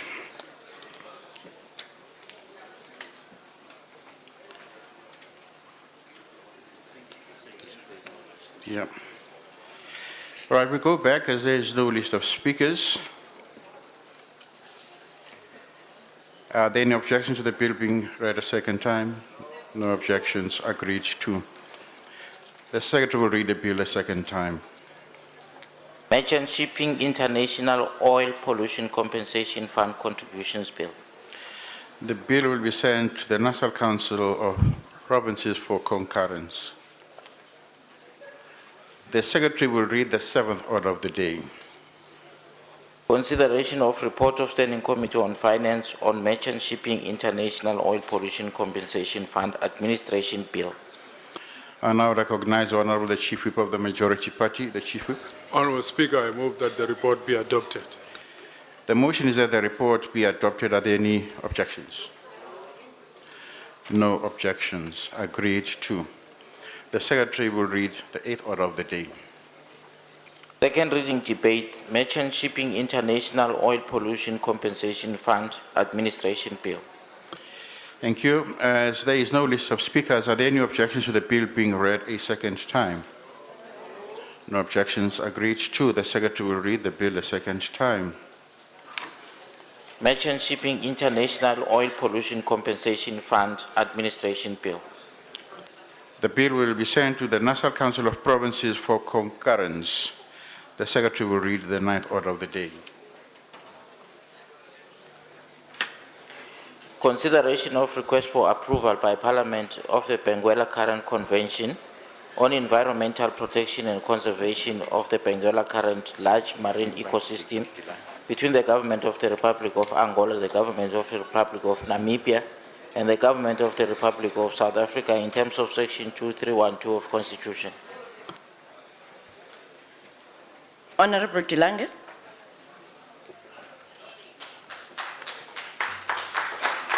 Honourable Deputy Speaker, Honourable Ministers, Deputy Ministers and Members, comrades and friends, ladies and gentlemen. I rise on this occasion on behalf of the Portfolio Committee on Water and Environmental Affairs to recommend the unconditional adoption of the ratification of the Benguela Current Convention on Environmental Protection and Conservation of the Benguela Current Large Marine Ecosystem, which has been unanimously adopted by all parties in the Portfolio Committee. Economic studies have demonstrated that a huge number of Namibians, Angolans and South Africans find work in the maritime industries reliant on the Benguela Current in the Atlantic Ocean.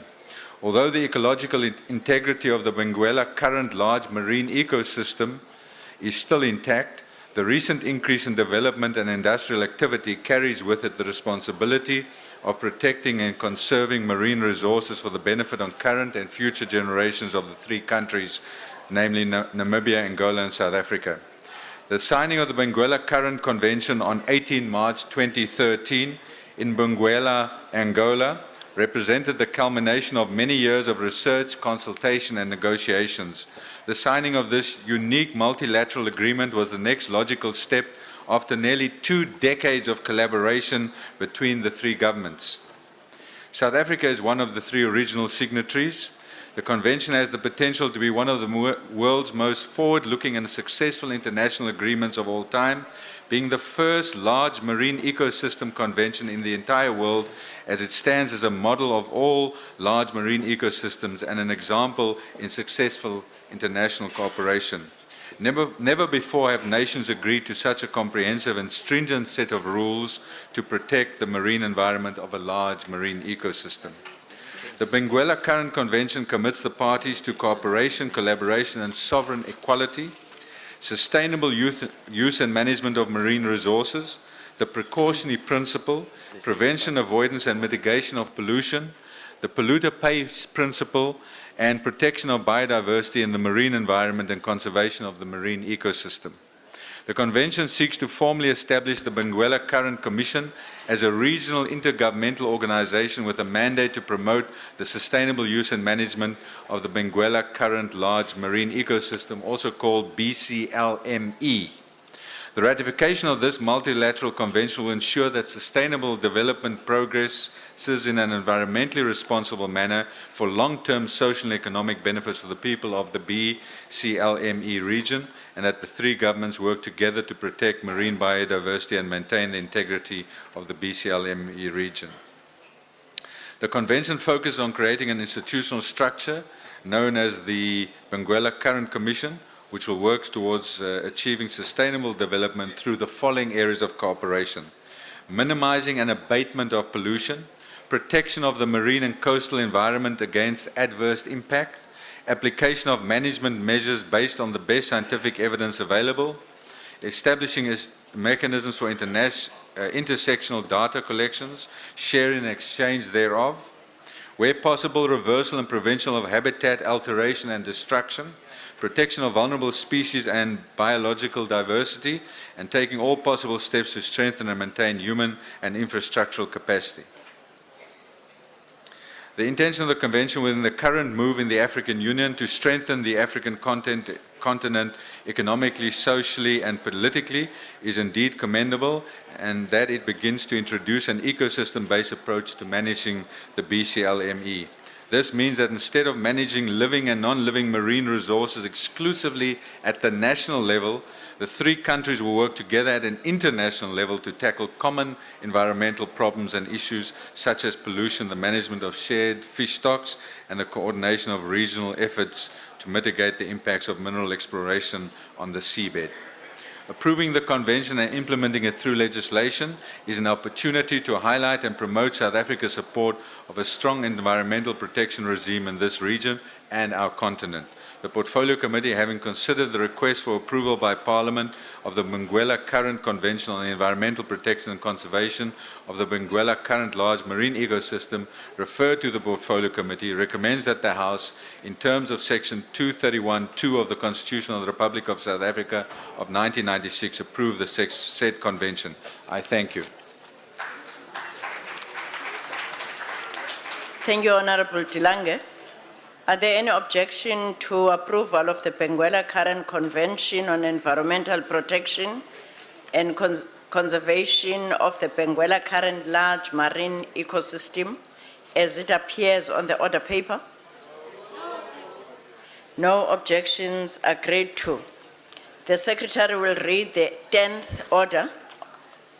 Consideration of request for approval by Parliament of Annexure 5, Annexure 6 to the Protocol on Environmental Protection to the Antarctic Treaty, liability arising from environmental emergencies in terms of Section 231 of Constitution.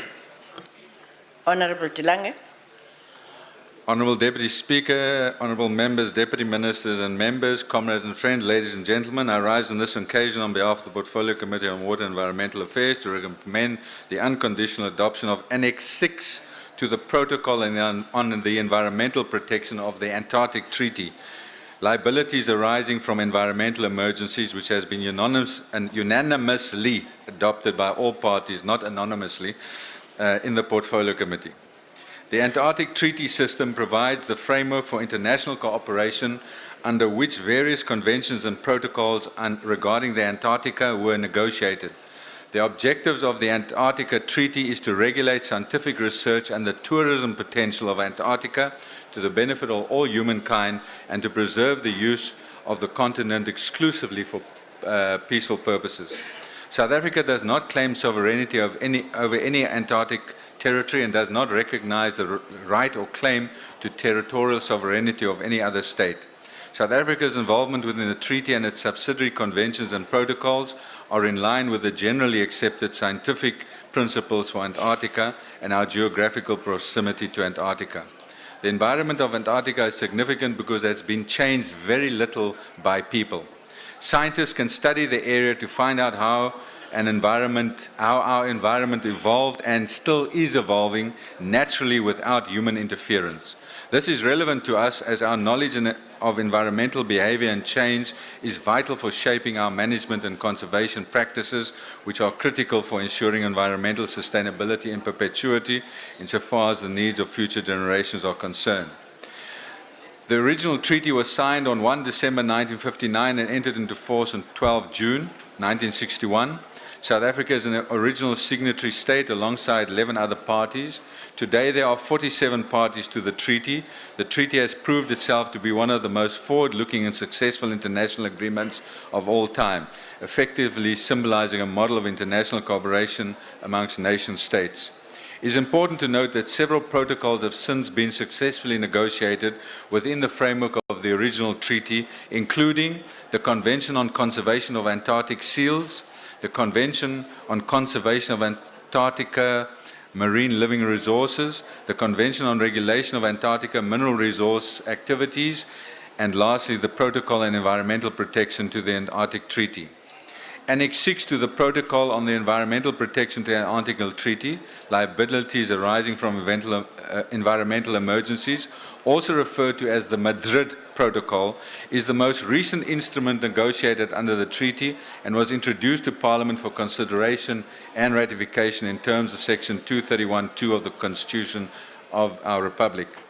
Annex 6 creates a framework for parties to require organizations or entities, whether governmental or non-governmental, that plan activities in the Antarctica Treaty area to develop and implement contingency plans to reduce the risk of environmental incidents when they occur. South Africa has strong interest in preserving the pristine and sensitive Antarctica environment, its resources, and also to limit the impact of human-made environmental emergencies for future generations and for the betterment of humankind. The key focus of Annex 6 is on environmental emergencies rising in the Antarctica area is firstly and primarily for South Africa to ensure compliance of its operators within certain preventative measures which will put in place to reduce the risk of environmental emergencies, and secondly, enabling the South African government to claim expenses arising or damages arising from cleanups or operations launched from other countries directly from offending operators or from an international fund to be established.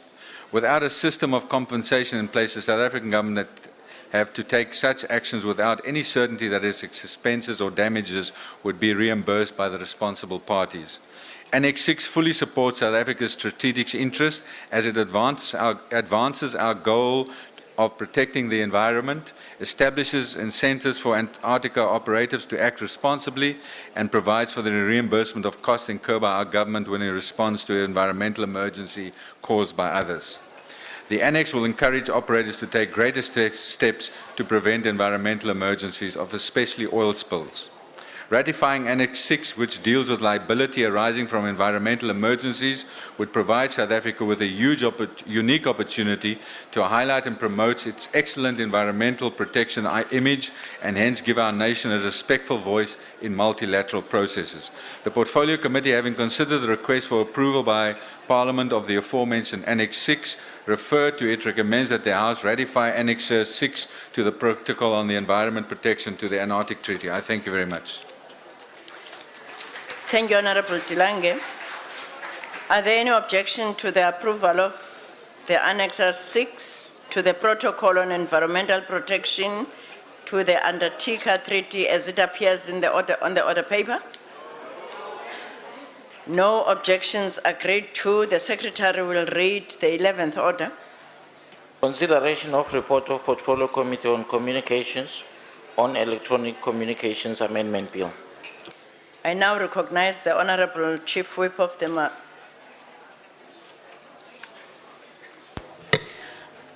Honorable Speaker, I move that the report be adopted. The motion is that the report be adopted. Are there any objections? No objections agreed to. The Secretary will read the 12th order. Honourable Deputy Speaker, Yes. we have advised the NA table that there were declarations. Apologies, Deputy Speaker, it seems to me that it's only the next one.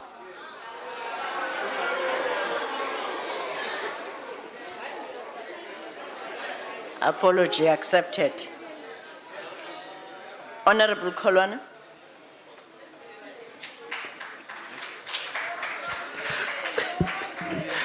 The Deputy Speaker, Deputy President, Ministers and Deputy Ministers. Honorable Kolwana. Sorry, I was disturbed earlier by the member with declaration. The Secretary didn't read the 12th order. Secretary will read the 12th order. Second reading debate, Electronic Communications Amendment Bill. Honorable Kolwana.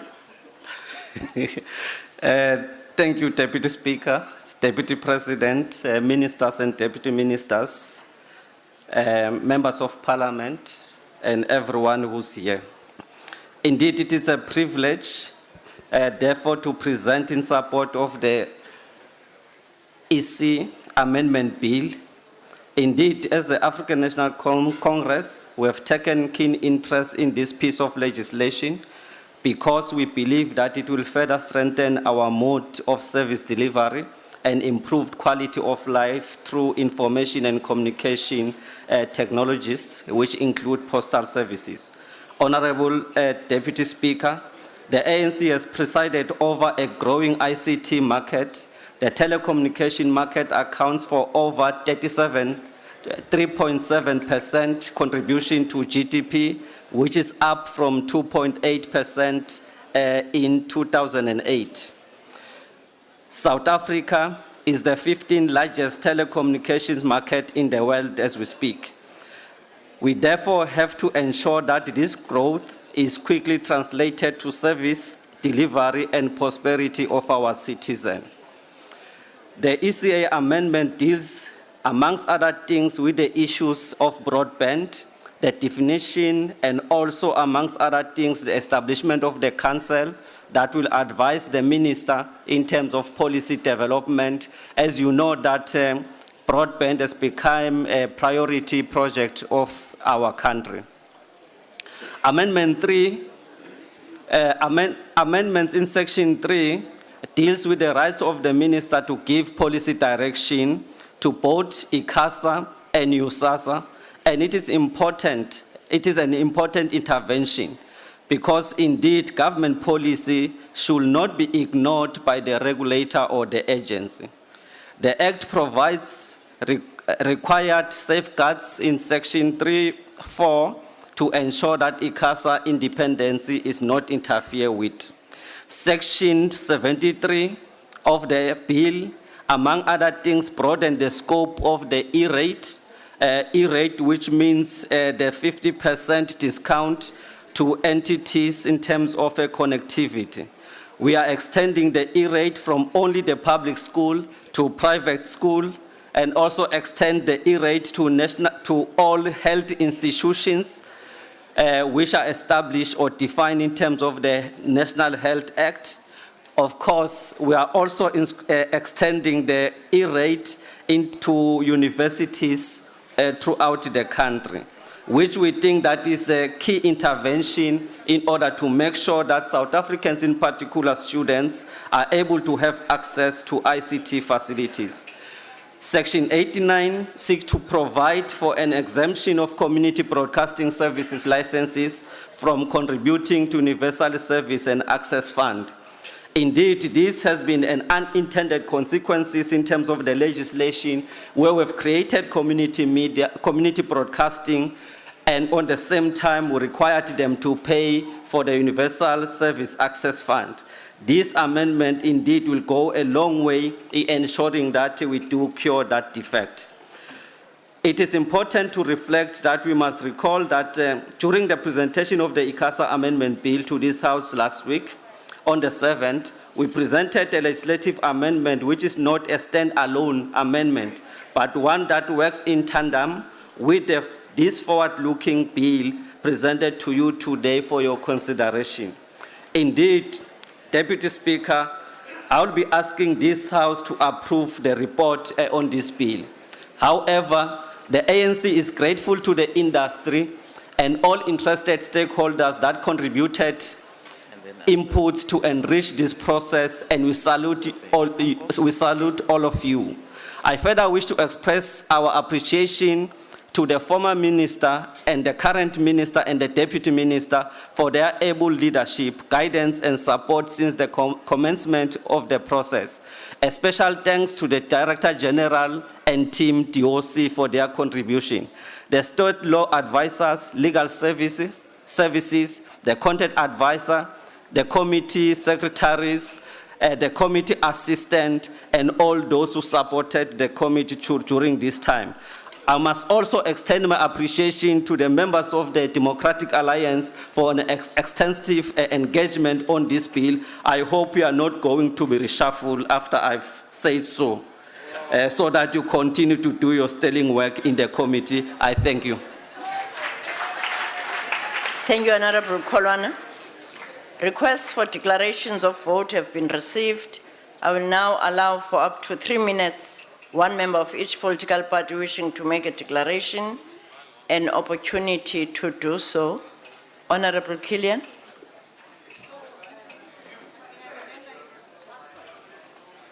Oh, you, okay. I thought she was the first one. Honourable colleagues, that the Department of Communications wants to have more control over the information and communications technology sector is no secret. Its attempt last year to impose new draconian laws and create entities that would give it the controlling heights of this dynamic and innovative sector was rightly nipped in the bud. The offending parts of the first draft of the Electronic Communications Amendment Bill were excised. They were referred to the ICT policy review that is underway, but they may yet reappear in the Green Paper due for release for public comment later this year. The amendments before this House today include an ominous new clause that Inkatha must submit to the Minister a draft of regulations 30 days before their publication, but it doesn't give him or her the power to intervene or approve the regulations. This is a step that is dangerously close to the old Telecommunications Act that gave the Minister the right to approve regulations. Inkatha can maintain its independence if the letter of the law is strictly applied here. Some of the amendments before us today will help Inkatha fast-track its efforts to reduce the cost of communication. The establishment of the Broadband Council to advise the Minister on broadband policy and implementation should help escalate the rollout of communications infrastructure and reduce the application bottlenecks at all spheres of government. But attempts by the Democratic Alliance to ensure that the Minister includes representatives from the private sector as well as government in this council was rejected by the ANC members of the Portfolio Committee. As it stands today, the Minister may appoint people from the private sector, but is under no obligation to do so. This is a mistake, because it is well known that government does not employ the most informed and agile minds in the ICT sector. The planning and rollout of communications infrastructure of South Africa needs the best visionary brains behind it if we are to gain any traction in the world ICT rankings and compete effectively in international markets. I urge the Minister of Communications in this and the next Parliament to ensure the best ICT skills in the country has to offer are included in this Council. The bill before us today mainly addresses issues of synchronicity of definitions to bring the administration and regulation of the electronic communications into line with other legislation. It also attempts to correct some of the dysfunctionality and governance of the entities reporting to the department. But the changes brought about by this amendment bill are not the silver bullet for the institutional dysfunction that continues to exist in the sector. It is hoped that the policy review will recommend far-reaching ideas that bring regulatory coherence, administrative efficiencies, and vigour to the sector in order to stimulate innovation in competition in products and services worldwide and to deliver effectively deliver services to all South Africans. Thank you, Honourable Member Coe. Thank you, Deputy Speaker. The amendment bill tabled before the House today actually is a little jumping the gun before the comprehensive ICT policy review process will get underway.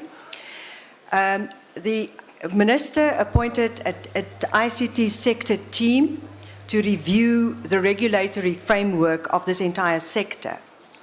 But since this team will only reply and table their final report within the next 2 to 3 years, this is necessary to adjust some of the provisions of the ECA Act. That was the rationale given to the committee, and that is how, on the basis of that we participated.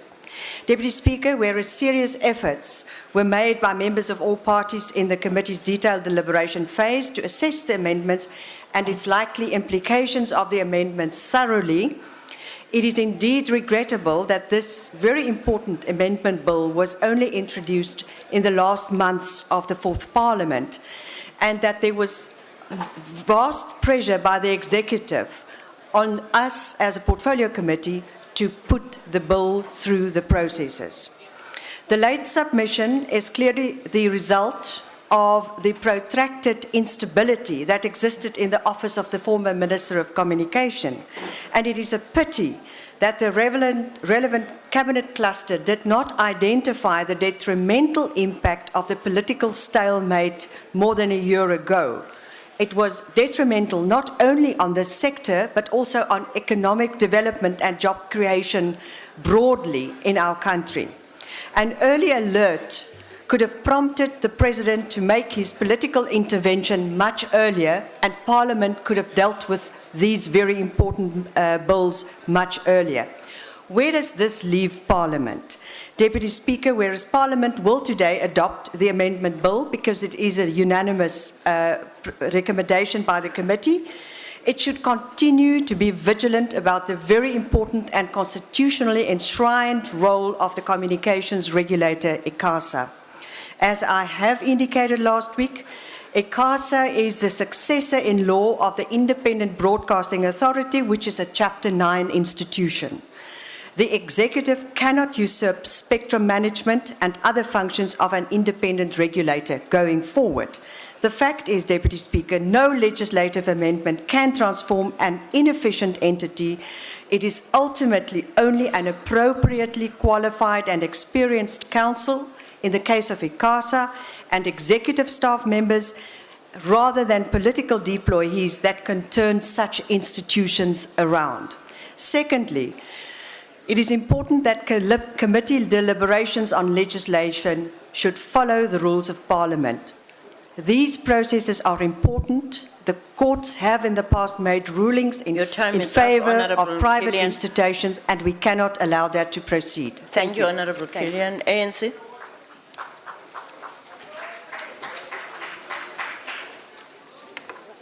Deputy Speaker, the ANC-led government has played a high priority on the reforming of the business environment because of its significant influence on the levels of private sector development and therefore on long-term economic growth and poverty reduction.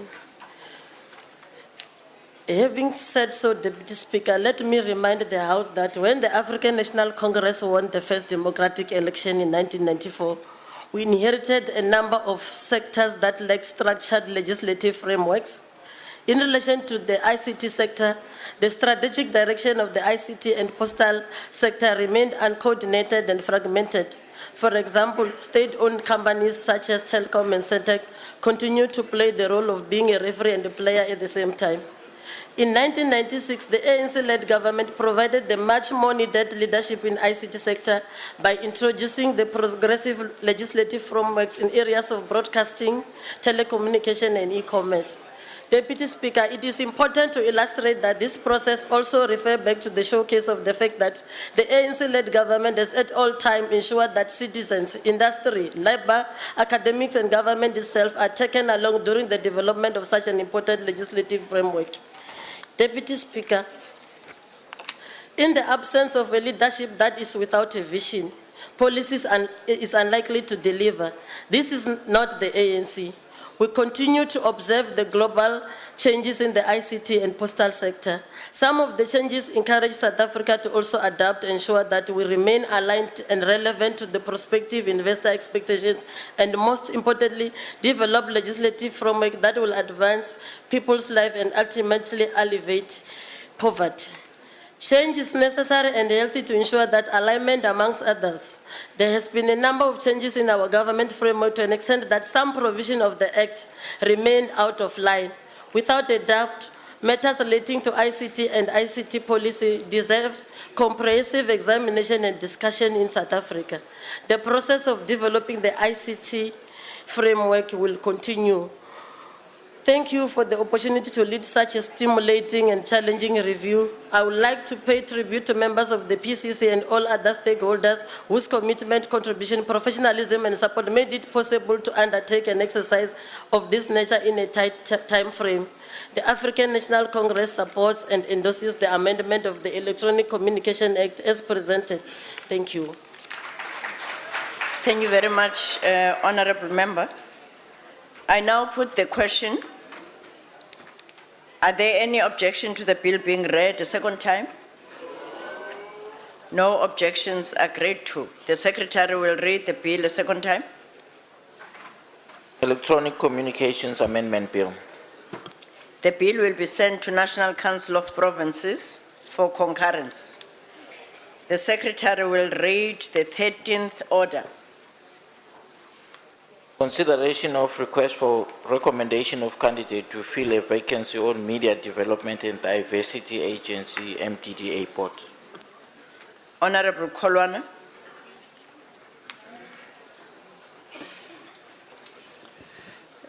Deputy Speaker, Deputy President, Ministers, Deputy Ministers, and colleagues, indeed, it's a great pleasure to present this report on the consideration for appointment of the MDDA board member.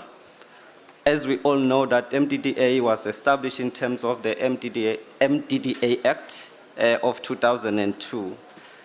MDDA was given the responsibility to transform media in general, both broadcasting and also print. However, we took note that broadcasting is regulated, whilst print media have a self-regulatory mechanism. As a matter of fact, this has led to the unequal or uneven development in terms of transformation between the two spectrum of media. In terms of the MDDA Act, Parliament is supposed to recommend the appointment of a board member to the President. Upon the approval by the President, such board member be appointed. MDDA has 9 board members, 6 of which are appointed by Parliament, and the other 3 are appointed by the President after consultation with the both print and broadcasting sector. In terms of the requirement of the process for us as Parliament to follow, indeed the process one must comply with the participation by the public in the nomination process, the transparency and openness, and the publication of short list of candidates for appointment with due regard to subsection 4 and section 5 of the MDDA Act. Honorable members, I would like to take this opportunity then to take you through the process that led to the recommendation of the name which will be recommending to this House for recommendation to the President for appointment. Indeed, the vacancies the vacancies was referred to, the vacancy was referred to the committee on the 14th of August 2013. Thereafter, the committee advertised for the vacant board position on the weekend of 8 September 2013, of which the closing date was Friday, 4 October 2013. All in all, the committee received 28 nominations for the MDDA board. On the 31st of October 2013, the committee met and shortlisted the following candidates: Ms. Notkolo Mtana, Ms. Nosipo Kota, Mr. Roland Williams, Mr. Howard Blackis, and Mr. Rata Ramatlape. On the 5th of November 2013, the committee interviewed all 5 candidates, and after the interviews, it recommended that Mr. Roland Williams be appointed to the MDDA board. However, during that process, other members of the committee raised an issue that the member recommended at one time was suspended on its employment. Upon receiving that query, I investigated the matter and accordingly referred back to the member raised the matter that indeed Mr. Roland Williams was suspended. However, there was no charge laid against him, was suspended more than 3 months, and thereafter the suspension was lifted without a single charge, which does not even indicate why he was suspended from the onset. With that, as the African National Congress, we felt that we are comfortable with the candidates because there was no untoward around this this matter after receiving the full report from the relevant bargaining council. However, I must take this opportunity to thank all the committee members, the support staff, and everyone who has participated to the process, and wish to take this opportunity, if the President, if this House accept our recommendation, that we want to wish Mr. Roland Williams all the best in his new role, which he might be appointed into it, if it has been appointed. And also we hope that they are going to work well with the other board members within the MDDA. I would like to commend this report to this House for consideration and adoption. I thank you. Thank you, Honorable Kolwana. Requests for declarations of vote have been received. I will now allow for up to 3 minutes per party wishing to make a declaration to do so. DA?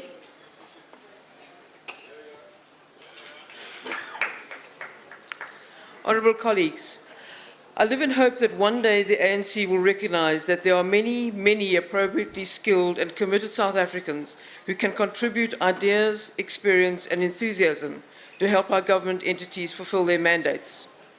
Once again, the Portfolio Committee on Communications has rejected the best candidate for the vacancy on the MDDA board in favour of an ANC activist who had no fresh ideas to offer on how, for example, community media can become self-sustaining and survive in economically marginal communities. His only idea was to ask Treasury for more money. The ANC members of the committee refused to enter into discussion on the merits or demerits of their choice or that proposed by the Democratic Alliance. They came to the interview and deliberation process with their choice cast in concrete. The candidate chosen by the DA had extensive experience in small, mainstream and new media platforms. He posited ideas, for example, of how to promote financial sustainability and to improve and control printing costs. His ideas were practical and born of experience that stretched back to his years as an anti-apartheid student activist to senior management in mainstream media. But he was rejected in favour of a candidate whose main attributes on his CV were his ANC credentials and experience in local government public relations. Many times during the past year, I have stood before this House to alert honourable members that our failure to appoint the practice continues. We might as well change the wording of our advertisements for people to step forward.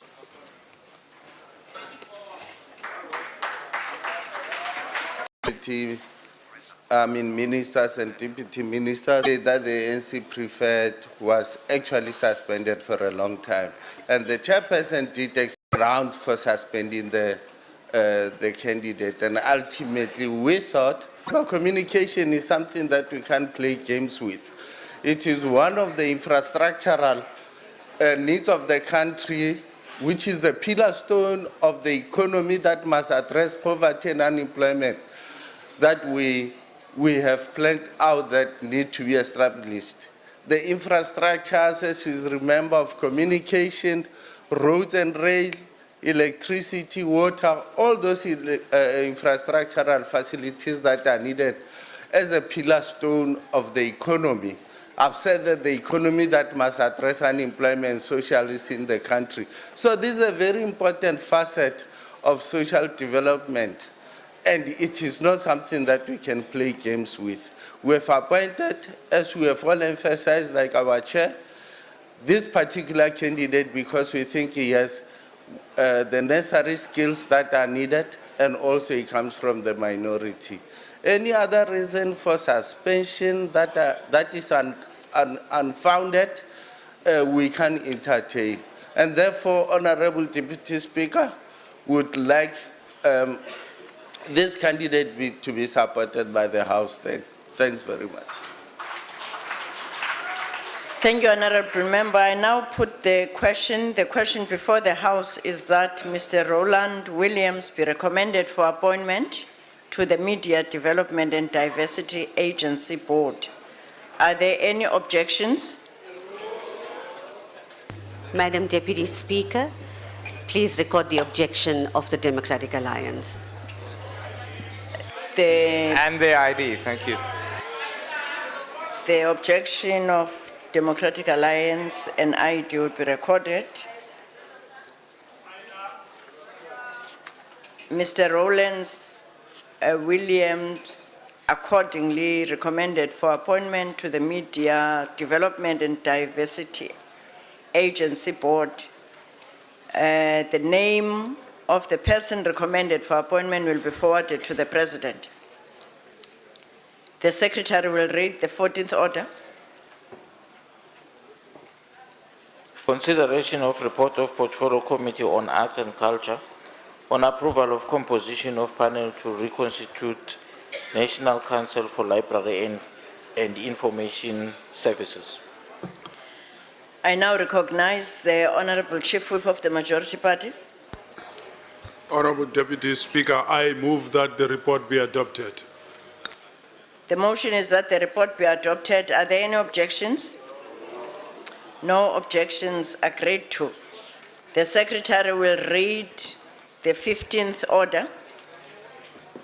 Consideration of request for filling of vacancies in Commission on Gender Equality. Honorable Bengu.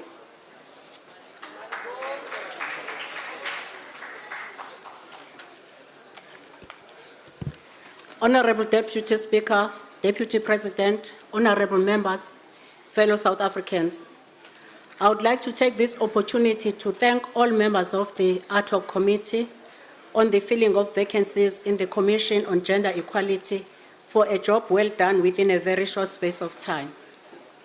The Ad hoc Committee on the filling of vacancies in the Commission on Gender Equality, having considered the resolution of the House to identify suitable candidates for filling of vacancies in the Commission on Gender Equality, reports as follows.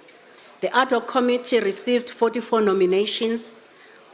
On 31st October 2013, 16 candidates were shortlisted to be interviewed. However, one candidate withdrew, leaving the Ad hoc Committee to interview 15 candidates, namely Ms. Nomasisi Linde Lwabata, Mr. Mbuyiselo Albert Bota, Mrs. Shamila Isaac, Dr. Gwalisile Zulu Khabanyana, Ms. Nondumiso Maphazi, Ms. Nomasonto Grace Mazibuko, Mr. Wallace Amos Mgoqi, Ms. Lula Manare, Mr. Kaya Nyiganyika, Mrs. Patricia Daphne Neyman, Mrs. Priscilla Lynette Fundisile Nzimande, Professor Sada Sivan Permal, Mrs. Kilibohile Violet Sebusi, Mrs. Natal Skippers, and Ms. Primrose Sianda Sobahle. After having interviewed the above candidates in a meeting at Parliament on the 5th and 6th of November 2013, the Ad hoc Committee nominated the following candidates for approval by the House in accordance with Section 193 subsection 5 of the Constitution of 1996, as commissioners in the Commission for Gender Equality for a term of 5 years each as follows. Ms. Lula Manare, full-time starting in January 2014. Ms. Nomsisi Lindelwa Bata, full-time starting in January 2014. Ms. Nomasondo Grace Mazibugo, part-time starting in January 2014. Mr. Mbuyiselo Albert Bota, part-time starting in January 2014. Mr. Wallace Amos Mgokri, full-time starting in June 2014. Ms. Nondumiso Mapazi, full-time starting in June 2014. Ms. Primrose Sianda Sobahle, part-time starting in June 2014. Ms. Priscilla Lynette Fundisile Nzimande, part-time starting in June 2014. I present the report to be considered and adopted by the House. I thank you. Thank you, Honorable Bengu. The question before the House is the approval of the following nominations as commissioners in the Commission for Gender Equality as recommended by the ad hoc committee. Ms. Lula Manare, full-time starting January 14. Nomsisi Bata, full-time starting January 14.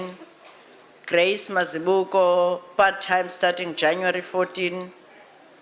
Mbuyiselo Albert Bota, part-time starting January 14. Wallace Mgolqi, full-time starting June 14. Nondumiso Mapazi, full-time starting June 14. Primrose Yanda Sobahle, part-time starting June 14. And Priscilla Fundisile Nzimande, part-time starting June 2014. Are there any objections to the nominations as read out? Madam Deputy Speaker, we do not have an objection but would like to make a declaration. No, I will allow the declaration, but I would really appreciate, because it disturbs me, I would really appreciate if that is mentioned earlier so that I arrange for that. It didn't reach me, unfortunately. Honorable Member, you can make your declaration.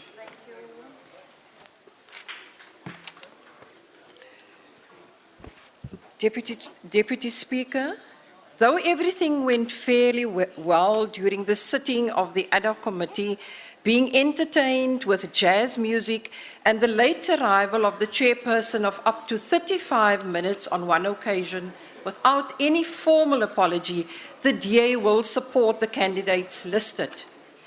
However, we would like to draw your attention to candidates such as Mrs. Shamila Esak and Natalie Skeepers, who were excellent candidates but unfortunately did not succeed in comparison to Dr. Wallace Amos Mgogi.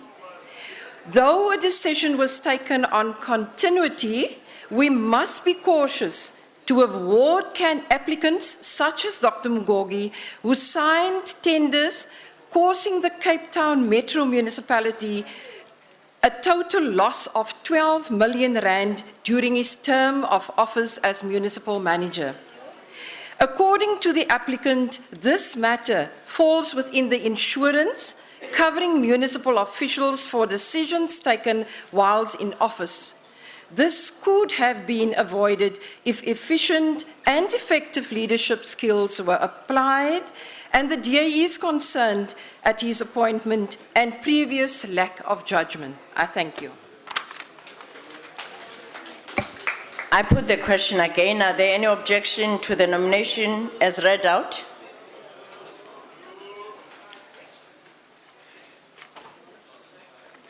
In terms of section 193 of the Constitution's person nominated for appointment to serve on the Commission for Gender Equality must be approved by a majority of members of the Assembly.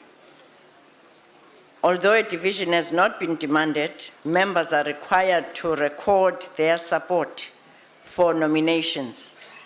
The bells will be rung for 5 minutes.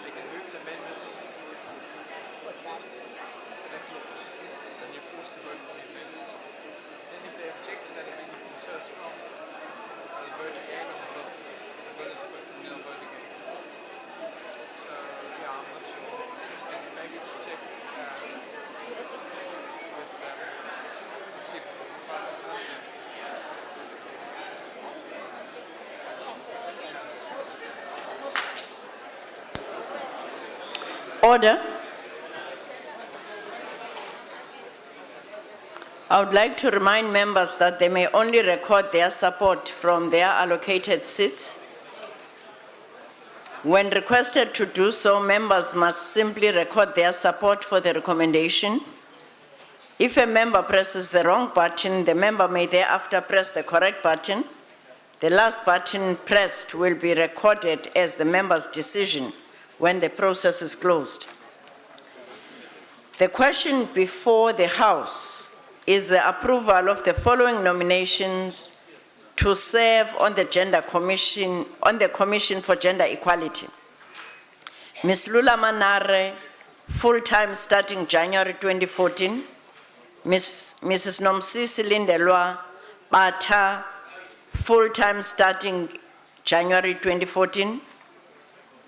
Ms. Nomasonto Grace Mazibuko, part-time starting January 2014. Mr. Mbuiselo Albert Botha, part-time starting January 2014. Mr. Wallace Amos Mgogri, full-time starting June 2014. Ms. Nondumiso Mapanzi, full-time starting June 2014. Ms. Siyanda Sobahle, part-time starting June 2014. Ms. Fundisile Nzimande, part-time starting June 2014. Are all members in their allocated seats? The process of recording support will now start. Members should press yes button to record their support for the recommendations.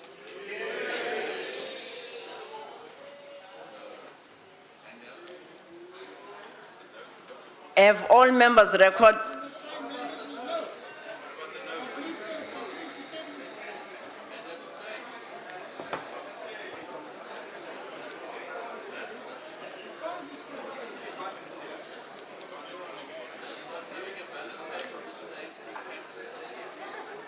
Can we start this all over again? All members in their allocated seats. Those members who support the recommendation should press yes button. And those members who don't support the recommendation must press no button. And those members who want to abstain must press abstain button.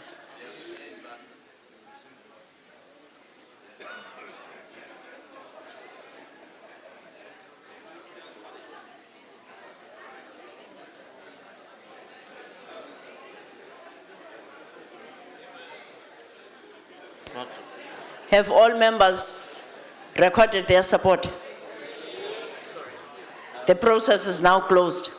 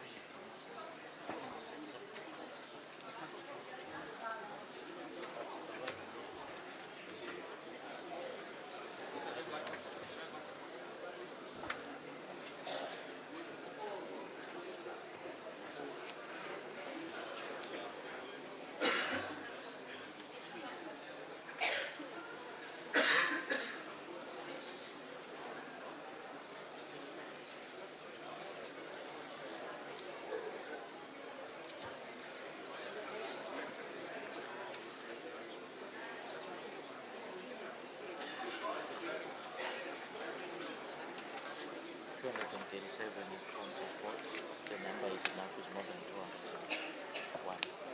Maybe to satisfy them, just tell the truth. But the Constitution doesn't require it. That's the problem.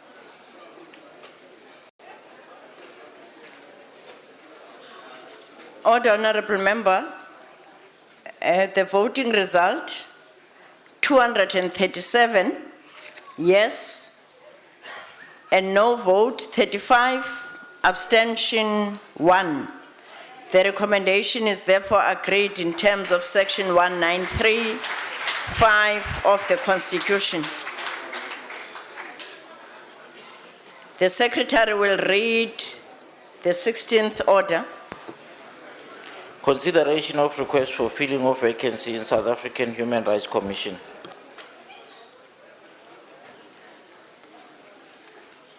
The question before the House is the approval of the nomination of Advocate M. Amimia as a commissioner to the South African Human Rights Commission. Are there any objections to the nominations as read out? Requests for declaration of vote have been received, and I will now allow for up to 3 minutes each party wishing to make declaration and opportunity to do so.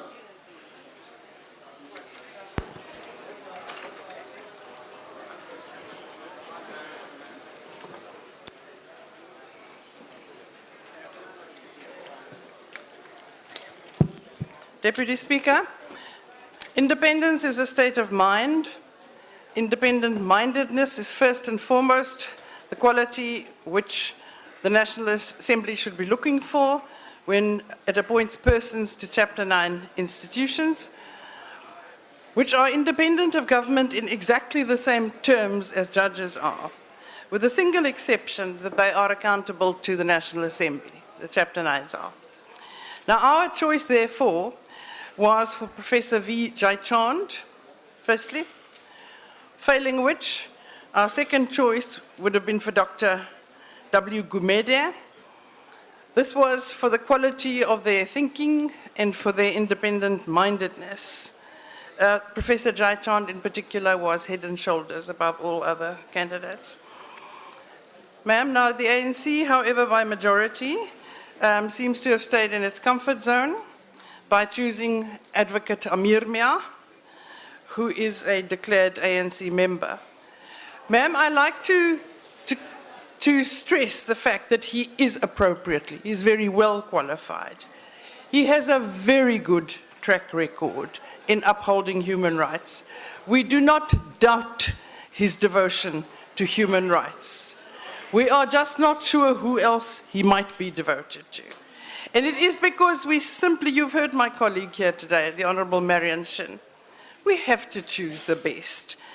We simply have to start making clear choices in favour of the best and the brightest and the clearly independent-minded if we want our institutions to flourish. It is simply to make that point that the DA will object. I have done this in the past where we objected to human rights commissioners. I said then, I will say now. I look forward to working with Advocate Amir Mia. We will respect and uphold his office. But I say now and for the last time that we object because we think there were better candidates and that the quality of independent-mindedness has to be pursued by the National Assembly.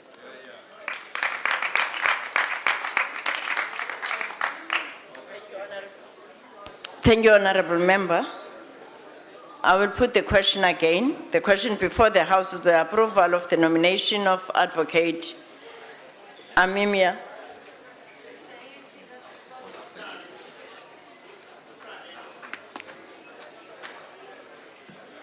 ANC.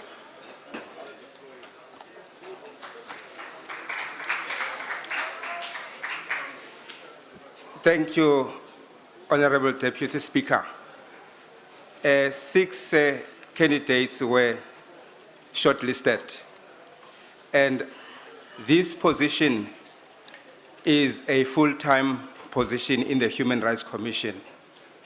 And then out of these 6 candidates that were shortlisted and were interviewed, I must also emphasize that the Human Rights Commission is the only Chapter 9 commission that has got a right to litigate. Advocate Amir Mia is a practitioner, is an advocate of the High Court of South Africa. He was nominated by the judge of the High Court of South Africa and also seconded by an advocate of the High Court of South Africa. His CV speaks volume of his experience and exposure as a person who is suitable for this. He was a person who did street law projects, and then thereafter, while working in the Limpopo province, he conducted and undertook cases. Among others, those were cases where communities were evicted from a farm school. He won that case. And then during the interview, he came out, I must emphasize, as a person who was shoulder high to the other candidates who were interviewed. And then the candidate that is recommended by the DA, Jaichand, we are told, and he also admitted that he was offered an employment by Wits University, and as I'm speaking now, he has accepted that appointment. On the other hand, Advocate Amir Mia indicated that because his wife was ill and it affected his family, the two sons, he had to leave the work to look after his 2 children. And he is a person who is available to start at any time. Therefore, the ANC, that is why, based on what I've said here, recommends Advocate Shafi Amir Mia. Thank you, Deputy Chairperson. Thank you, Honourable Member. I put the question again. The question before the House is the approval of the nomination of Advocate Amimia as a Commissioner to the South African Human Rights Commission. Are there any objections to the nomination as read out?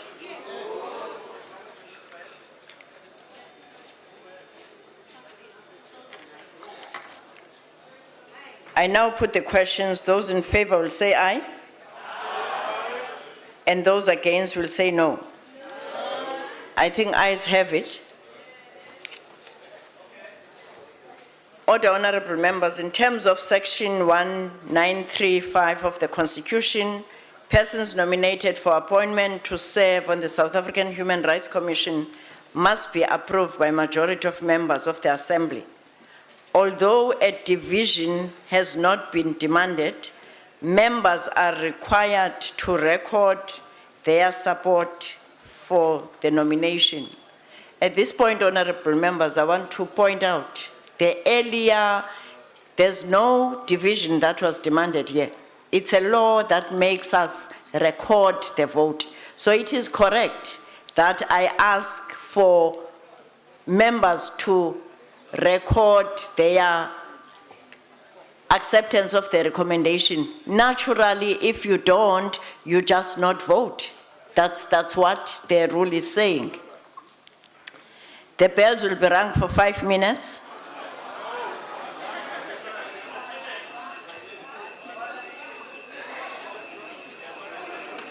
The bells will be rung for 5 minutes. I'm chairing here. Thank you very much.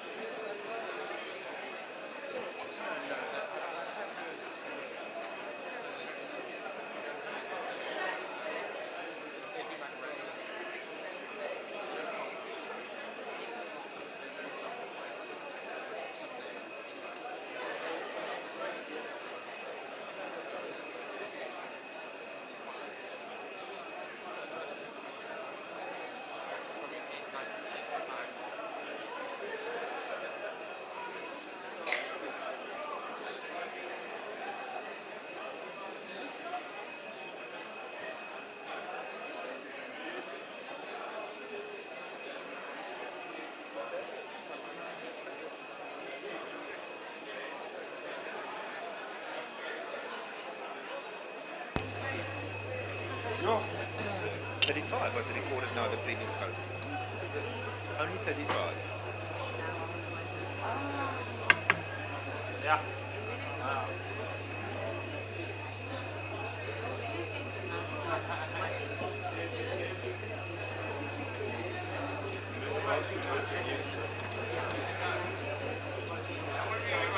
Just checking.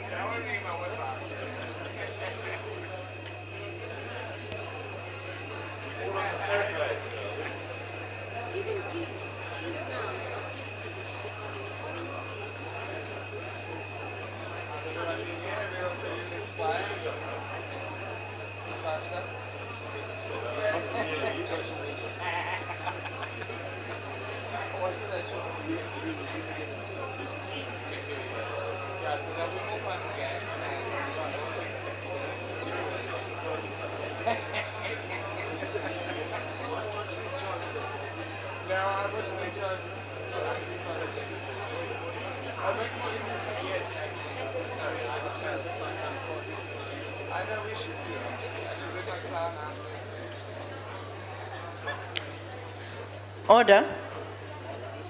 I would like to remind members that they may only record their support from their allocated seats. When requested to do so, members must simply record their support for the recommendation. If a member presses the wrong button, the member may thereafter press the correct button. The last button pressed will be recorded as the member's decision when the process is closed. The question before the House is the approval of the nomination of Advocate Amimia as a commissioner to the South African Human Rights Commission. Are all members in their allocated seat? The process for recording support will now start. Members should press yes, of course, no button to record their support for the recommendation.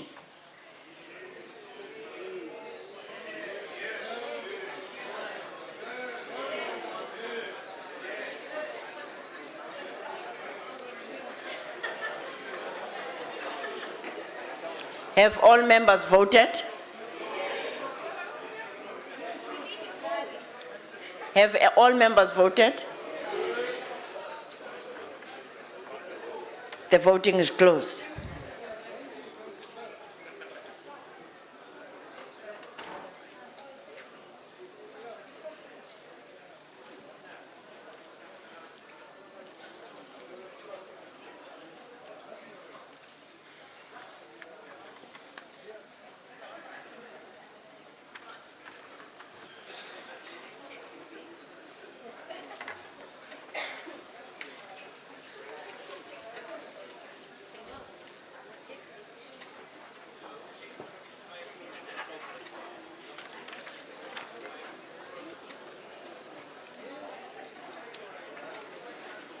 Order.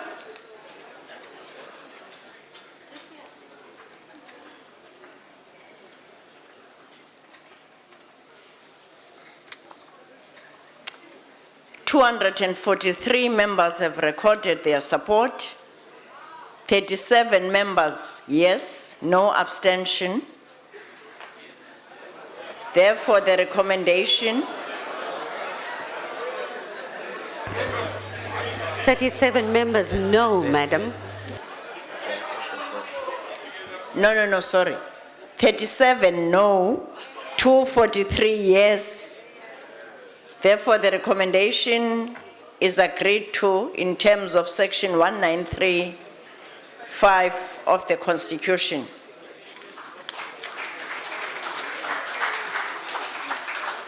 Order, honorable members. I will now suspend proceedings and wish to remind members that proceedings are scheduled to commence again at 14 hours this afternoon. The business is suspended.